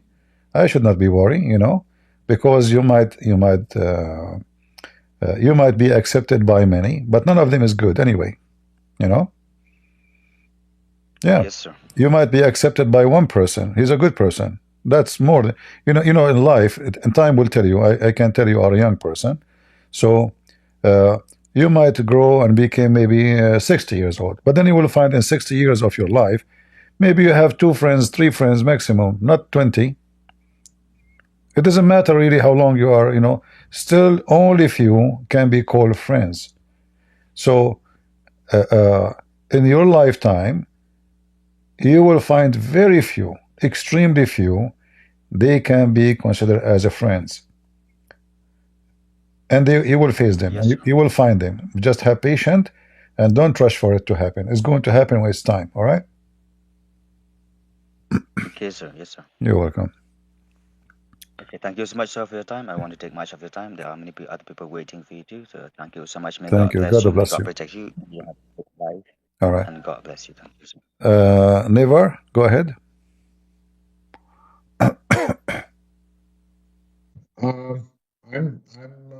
I already spoke with you, But if you want, I have other things I can discuss. You spoke to me already? Yeah, I'm the one living in Saudi Arabia. Okay, I thought you are done. Okay, my friend, let us take someone else. Thank you. Okay. All right. Okay, go Lie, Destroyer. Hi, CP. Hello. I'm calling from Canada. From where? Canada. All right. It's Been hot there, listening huh? to you for. It's hot. It's hot where I am. I'm on an island Ah. on the west coast, so it is quite hot. We're kind of like the California of Canada. Okay, good for you. Yeah, it's very liberal here, and it's very dominated by LGBTQ. The reason I started listening to you is I didn't really understand the Islam at all, and we have a huge immigration of Muslims here, and a lot of them are quite hostile. So I didn't know why I was being pushed off the sidewalk. So I got pushed off the sidewalk by different Muslim people, and I wasn't sure why that was happening. So I started asking other people, and they said they were being pushed off the sidewalk too. You said something once about some Muslims who are more radical. They don't think that you're supposed to walk on the road and you have to walk, off the path. Is Yeah. that why that's happening? Well, I don't know what they are doing, but yeah, Muhammad, he said, if you meet a Christian or a Jew, force them to the walk in the northwest area, which is the sewage. However, why even you allow them to do that? You know, Well, when somebody do that, record them by the phone and call the police and make a case against them. Make a case. You can't do You know, that. You can't do that here. Like when the Israel thing came, and we went to the police here are very Canada is very pro-Islam, pro-Muslim. And very anti-Israel, like all the media is like that, and the police are very LGBTQ pro-Islam. well, LGBTQ or not, this is not about Israel now. They have to give you a reason why they pushed you from the walkway. This is not. Don't say anything about Israel. Why you push me from the walkway? I want to know. You know. So you expose them. You know. You expose them. Yeah. Otherwise, they will keep doing that. Yeah, like the first time it happened, it was a woman with an empty stroller. So she just caught me off guard and she pushed me off and I fell over and she just kept on walking. And so the next time I saw her, she tried it again and I jumped out of the way. We went to my husband and I, we went to a protest at the legislature to support Israel when October 7th happened. And the police were there, but they were protecting the counter protesters, the Islamic people. So my husband was there and somebody came, Muslim person came and they pushed him down and they gave him a massive concussion. And I asked the police, like I said, are you going to charge them? We'd like to charge them with an act of violence. And the police said, no, they're a protected group. That's why I don't. Protected the group. Stupid Canadian government. You know, is protected species. Why they are protected group? Why they are LGBT? I mean, what does that mean? Is it all citizens are protected in this country? So my sister, I don't know what to say to you about Canada, but obviously this Trudeau is a scumbag. He's a piece of garbage. And what I understand that he made the minister of my immigration is a Muslim, and he opened. He opened the door for a lot of Muslims to come. However, you have to defend yourself, defend your right, and never compromise. Government, not government, police on their side, don't let it happen to you. All right? Because I'm beginning to think, I've got to be more vocal about it, but it's just that, like, my husband got quite a brain injury. He was in bed for 5 days and he hasn't recovered. He's still got balance problems, but the police wouldn't act on it at all. But I'm finding it difficult. So brain surgery, you know, the guy, he got brain damage, and the police did nothing. You sue the police. Make a case. Make a case. Hire a lawyer. You know, you have a case. You see, this is the problem. The problem is, oh, the police did not do anything. No, don't let it go. Make a case, and maybe you can make a couple of millions of dollars from those scumbag who did nothing.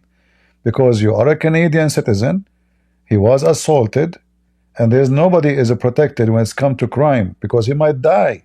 So what do you mean protected? You know, so they can go and beat people on the street and kill them. So you make a case against the police, not only against the one. Actually, you should focus on the police more. So you make an example of those people who do protect such a criminals. Make a case. If I am you, I will make a case, and I will sue them for like $20 million for the brain injury. Yeah, it's a permanent injury. The doctor said he'll have permanently a balance problem from that. Then you should sue them, sue the police. Yeah, it's hard in Canada. It's very, very There's hard, nothing. you know? There's my sister. It's hard. I mean, I will do it. It's hard. Everything we do in life is hard. Isn't it hard to give delivery? Very hard, right? For a woman?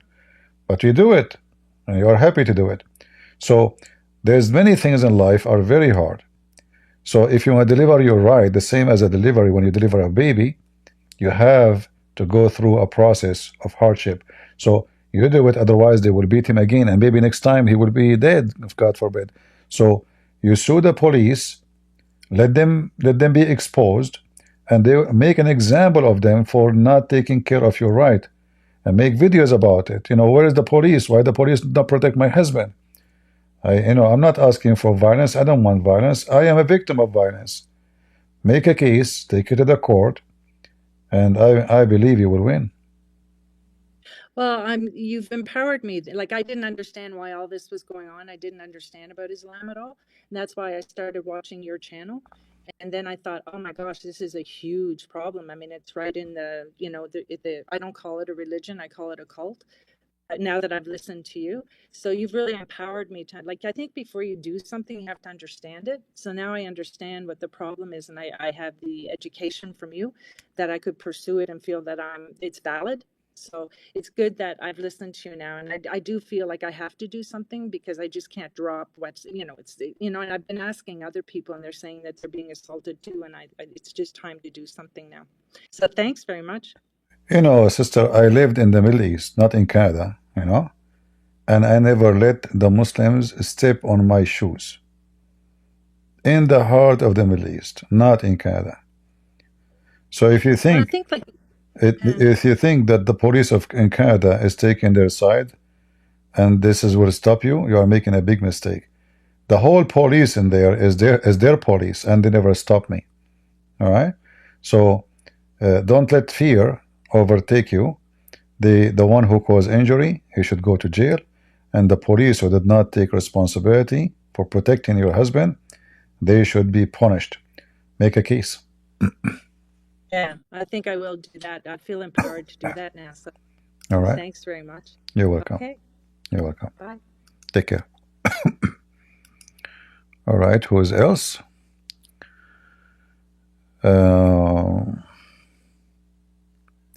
David was next. Yes, CP. I am next person. So I just praise the Lord, CP. Sorry. Hello. Yeah, I hear you. Go ahead. Yeah, I am from India. All right. And I have called you many times, and I called you again, so I can hear you. I love to hear from you, and I only have a little questions, few questions. And one is, can I use the word religion interchangeably with the follower of Christ, the phrase follower of Christ? Can I use the phrase follower of Christ? Yeah, interchangeably with the word Christian. Because I saw a clip Nietzsche, one of YouTuber, he says that I don't want to use a word Christian.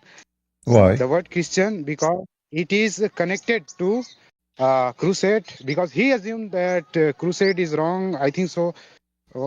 It may be that he's assuming the crusade being wrong. So he said, and then I cannot contact directly with him, but I wanted to hear it from you.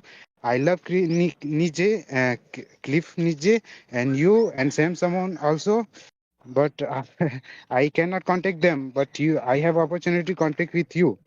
So I Okay, just wanted to hear from my you friend, I don't about know this. who is this idiot who told you he cannot use the word Christian because connected to the crusade are the best of the Christians are not bad.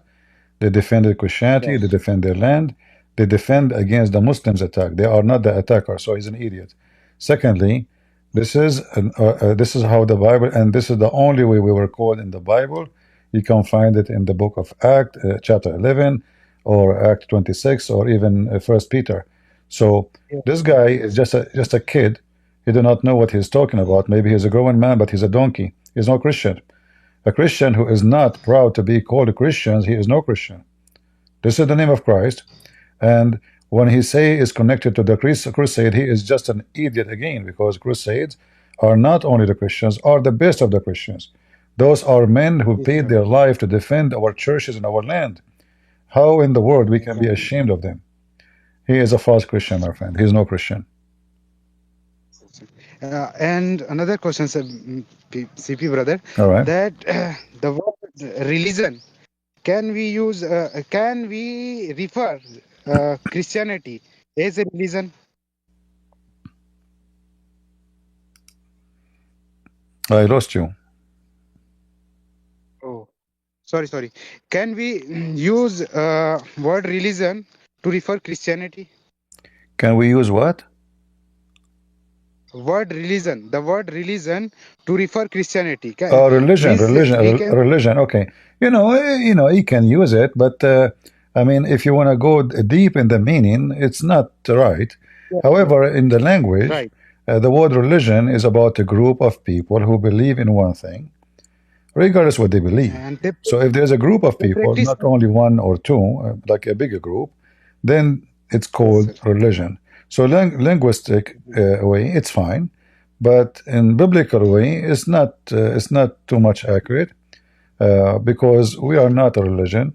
We are a true faith of a true God. Yes, yes. You know, religion is a word used for Yes. any belief. Satanic is religion. Islam is religion. Christianity is not. Religion Yes, yes. usually, religion usually is a man-made belief. Not God. Yes. Yeah. Yes. Thank you so much, CP brother. And last time you gave me advice to about marriage, and after 2 months in February, I have my marriage appointed, and date will be given soon. All right. Within 2 months, I will be married. Okay. All right. Wonderful. Happy for you.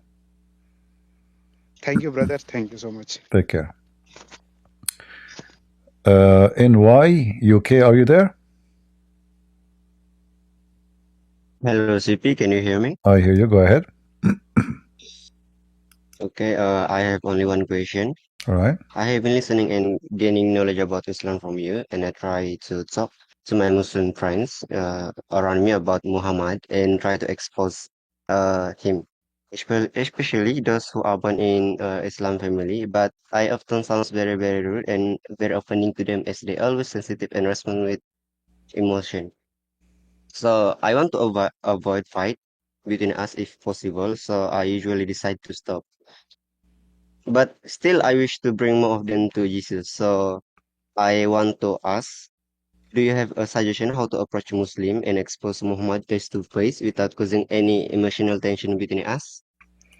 I will not be worried about the emotional, because if a person he get emotional and upset, well, that means you cannot say anything to him, because I will be worried about anything in life. Like your brother, he might ask you a question. You are afraid to tell him the truth because he will get emotional. Your mom, she might ask you a question. You will tell her truth. You will be emotional. So what we will do in this life, just because somebody is getting emotional, we avoid saying what is right. If he don't like to associate with me, stay away from me. And if he is not a good person to talk to, he cannot handle the truth, stay away from him.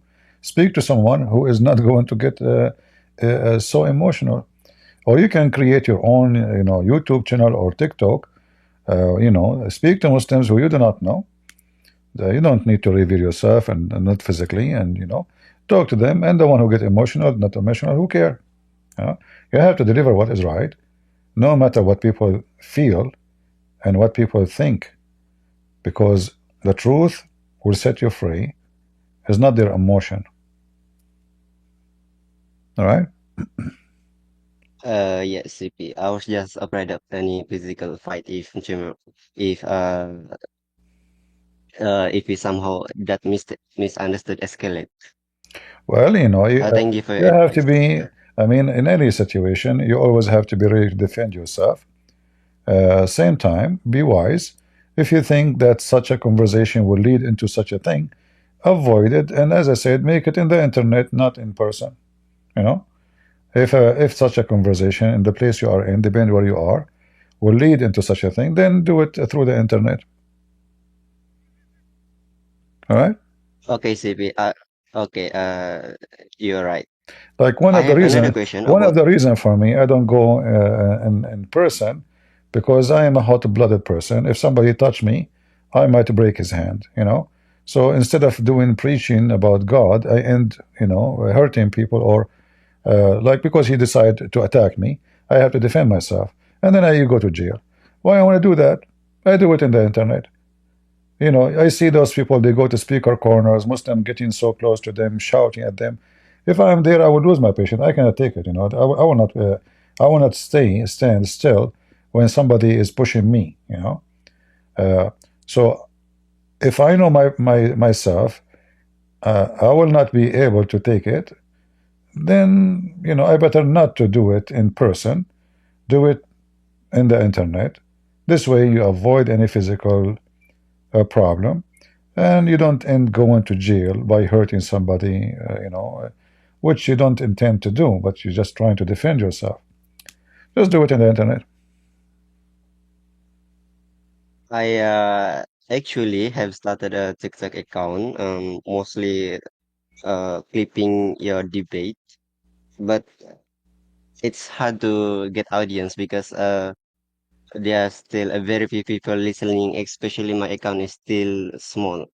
You can But it's post okay. I'll you can keep post your working on it. account in Discord. If people like to subscribe, you know, they can join you. But don't give up. So what if a few people listen? When when I start talking about Islam, I don't even have one person listening to me. Just one. You know what one is? There's no one.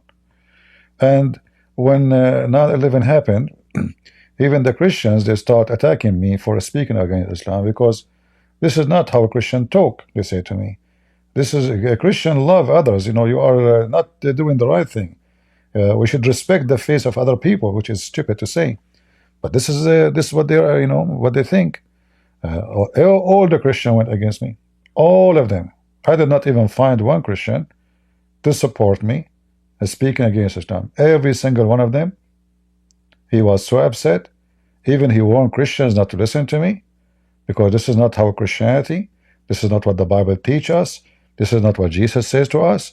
This guy is not, being a good Christian. Stay away from him, etc., etc.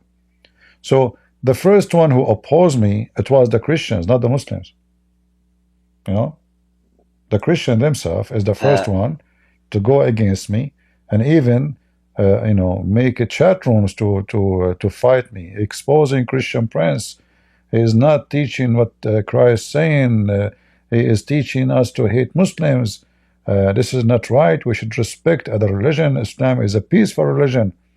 We are brothers and sisters, etc., etc. So everyone, suddenly he become the best, ambassador for Islam, and Islam is a wonderful religion, and supposedly I am the evil one who is spreading false information. Then 9/11 happened. Suddenly, from nobody, when I come to my chat room, to hundreds of people loaded up. What happened? Stupid people. I was warning them for a long time that 9/11 is coming to you. And then when 9/11 comes, suddenly they decide to listen. So don't worry about how many people listen to you. For always, you will find resistance from the dummy. Satan, he used not only Muslims, he used people who they claim to be Christians. He will use even priests. He will use even the Pope. He will use a patriarch. He will use a bishop. Satan is very powerful, extremely powerful. Satan is real, same as God is real. So the second you start saying the truth, you will find a lot of resistance against you. If you are a person making a video about something silly, stupid, you might find your video can be viewed by a million people. If a girl, she is washing dishes and her skirt is up, she put it in the thumbnail of the video, she will have 2 million view. And Christian Prince, he have 1,000 people listening to him. Well, he's not showing legs, and there's no butt, and there's no ass, and there's no boobs. So don't feel down. That's very normal. Jesus himself, he have 12 disciples, not 12,000. 12, yeah. So Yeah, understandable. That's actually what's happening to me. Like people don't want to listen in no problem. a channel that mostly criticize other. But your advice earlier is very relieving. If I can, I have a question about Tawhid. Is it okay to ask about Islam? Yeah, let us save those questions about Islam for a different time, because today supposedly we will talk about personal advice, but people, they switch my topic. Maybe you can ask me maybe tomorrow if I go live about so-called Tawheed. All right. Okay, CP. Lastly, I like it when you teach about Christianity and when you expose the image about Christ and the idol about Jesus made by the Christians, or when the Christian is divided against each other. And it is very eyes-opening, and I hope you keep teaching more things like this. All right. Thank you. God bless you. Cora? Are you there, Cora? Cora? Laju?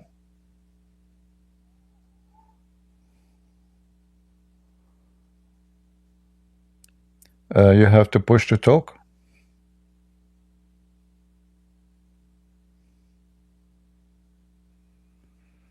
Okay, if you do not know how to push to talk, just sit on the keyboard. Hello? Hello? Did you sit on the keyboard as I said? Hello? Hello?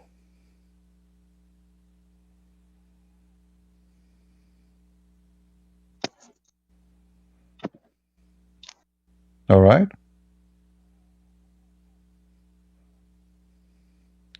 All right, my friend, he disconnected.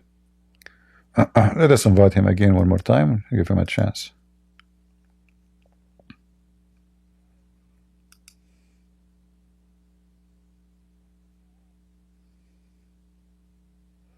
No, it's reality, You will see, I watch one video. The video title, I have, sometimes I have my YouTube. Hello, this mic. Is auto run. Okay, go ahead, Cora. Go ahead.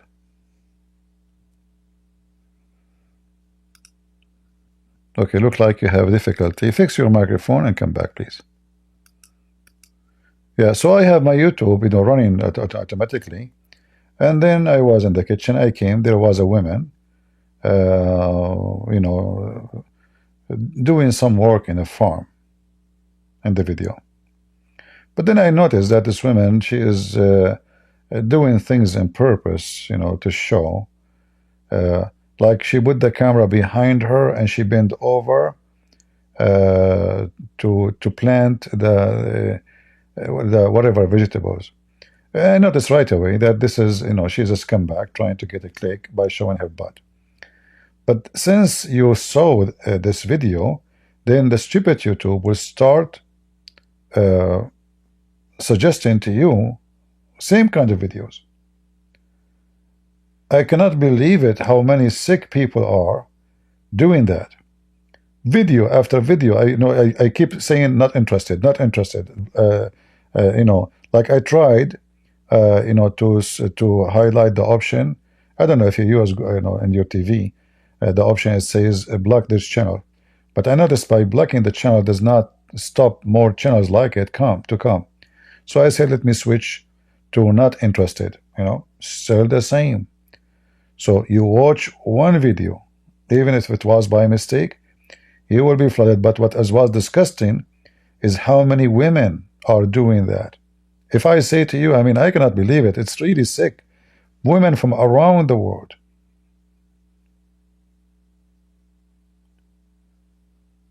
And here we go. We have 8 people watching.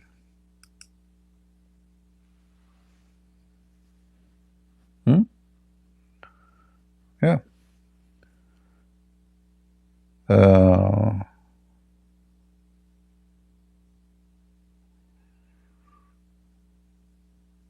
This is how they do business.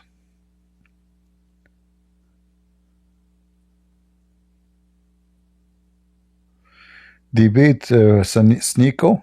This guy is an idiot, and he's a friend. I don't know he's a friend. However, I made a challenge saying, Siko, Sneeko, Betiko, whatever you are, come you and the Potato Othman and those guys, but they were not there.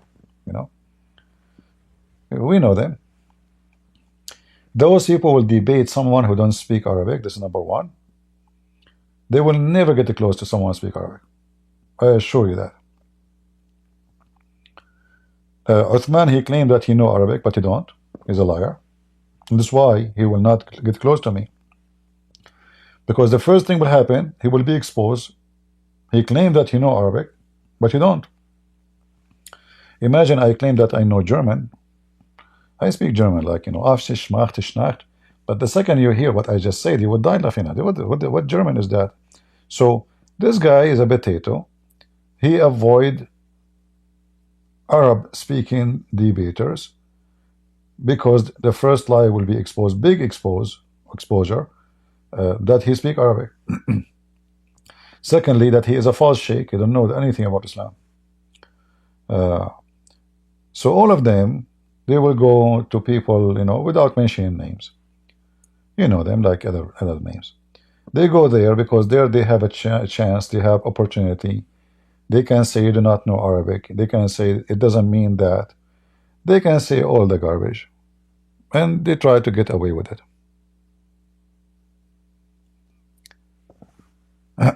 Cindy from Cindy. Okay, welcome, Cindy.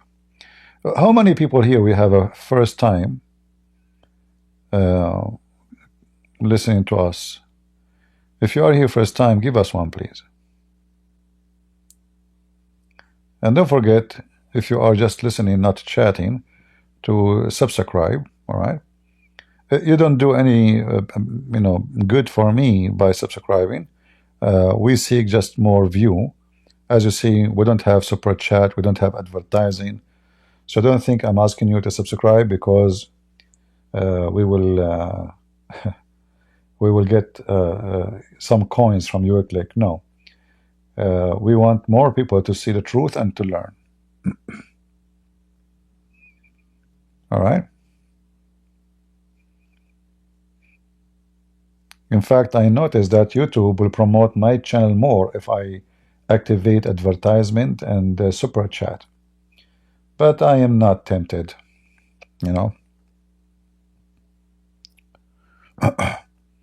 All right, do we have anybody? I noticed today we have a lot of males. We have only 2 females, they call. 3 females. The majority are men. So I can make a conclusion that females are shy to call us. Yeah.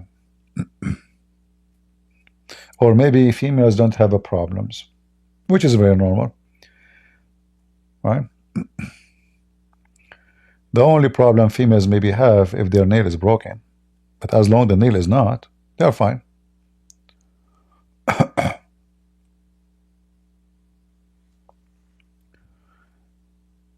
Any question?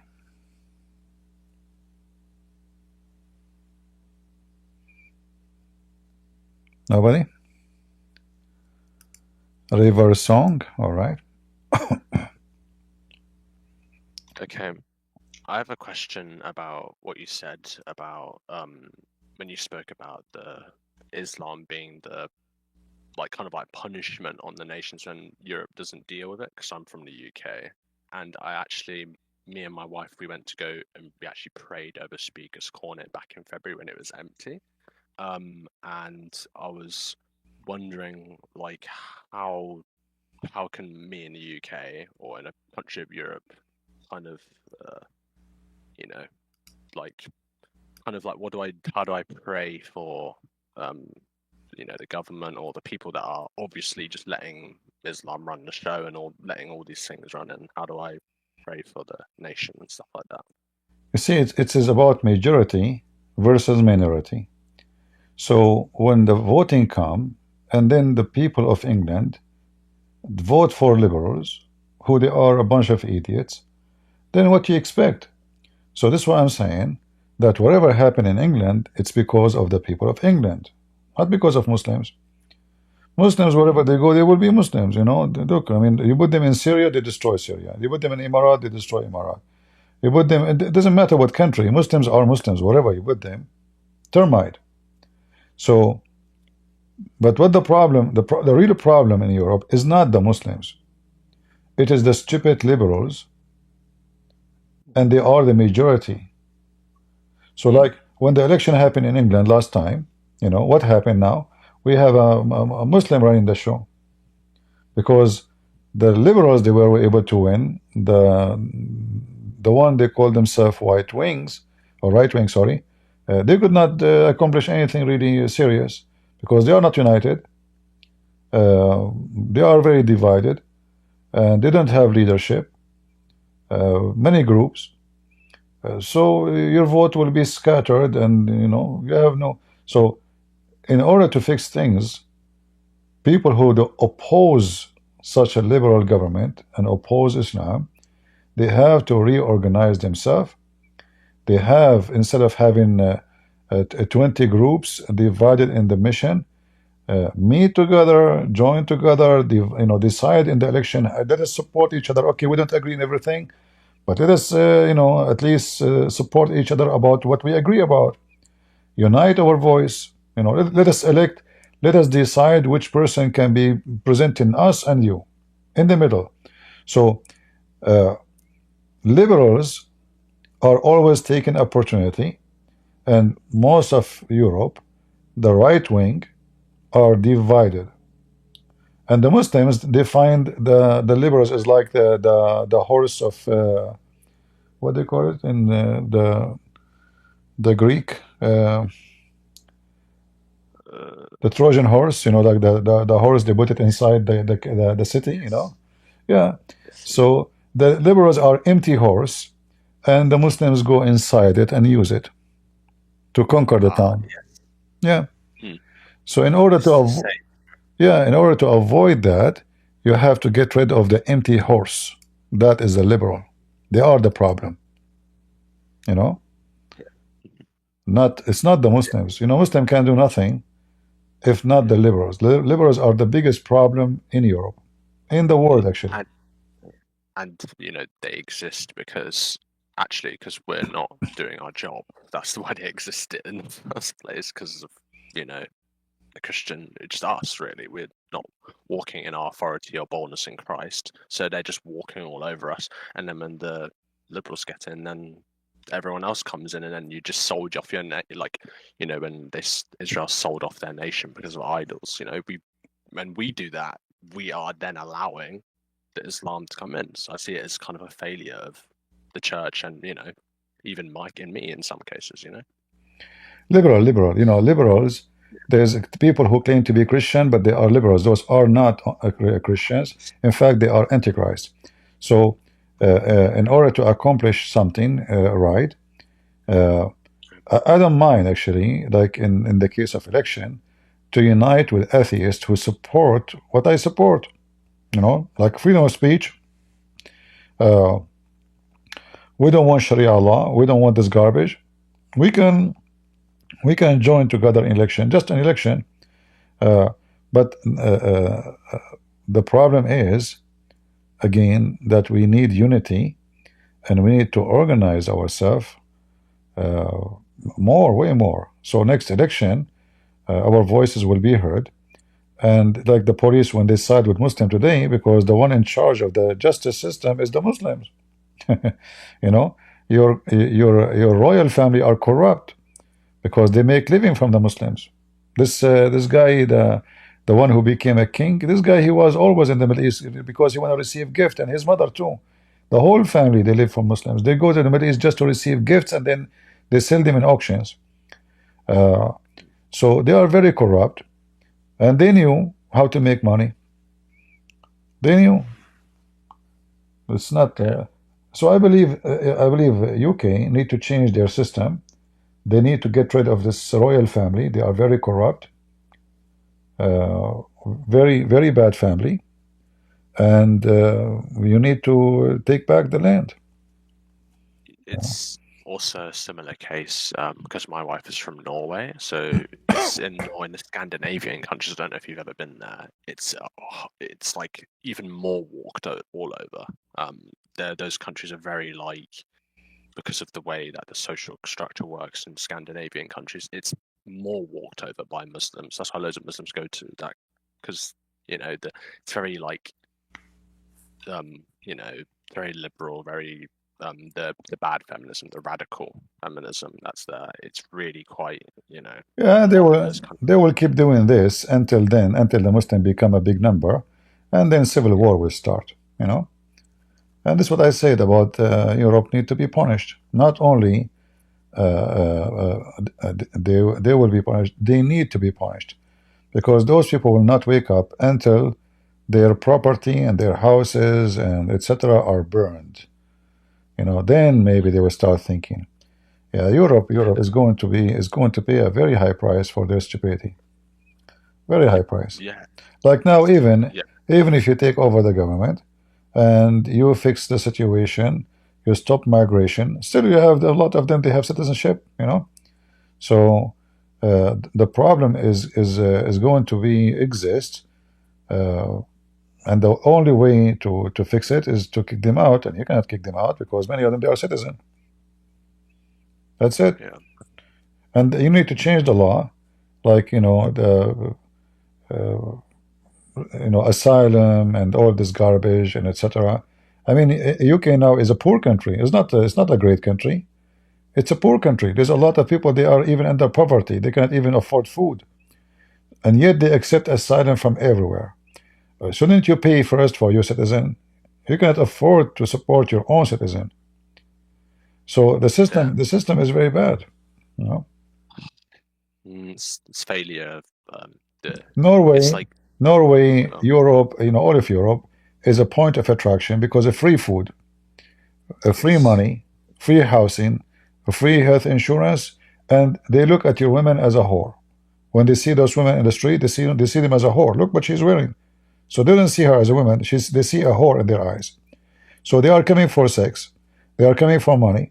They are coming for free housing. Everything is free. I mean, if I can go right now to Norway, I will go. Me, myself, I will leave America. Even though I love America. But in Norway, I will go and I seek refugee. I will get a free apartment, free health. I don't have health insurance here. In America, I am an American citizen. I don't have a health insurance. I cannot afford. It's very expensive. So you go to Norway. I mean, it's fun. Why even they want to work? Nobody will work, So why they will not go? If you want to change, if you want them to leave, then the best way to make Muslim leave England is to make the economy horrible. When there's no money and no business, no jobs, no asylum, no free apartment, no free health insurance, no free, trust me, the Muslim will start leaving, seeking different place where there's a cow who give a free milk. As long there's a free milk, the termite will come.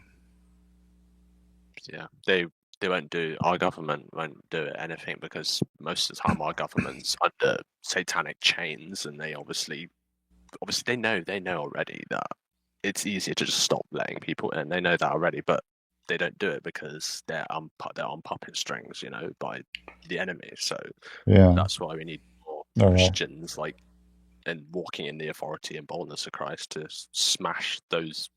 You know, Paul says, Ephesians 6:12, our wrestle's not against flesh and blood, but principalities, powers, rulers of darkness, etc., etc. You know, yeah, crazy. All right, my friend. Thank you But very yeah, much for joining. Thank you. thank you.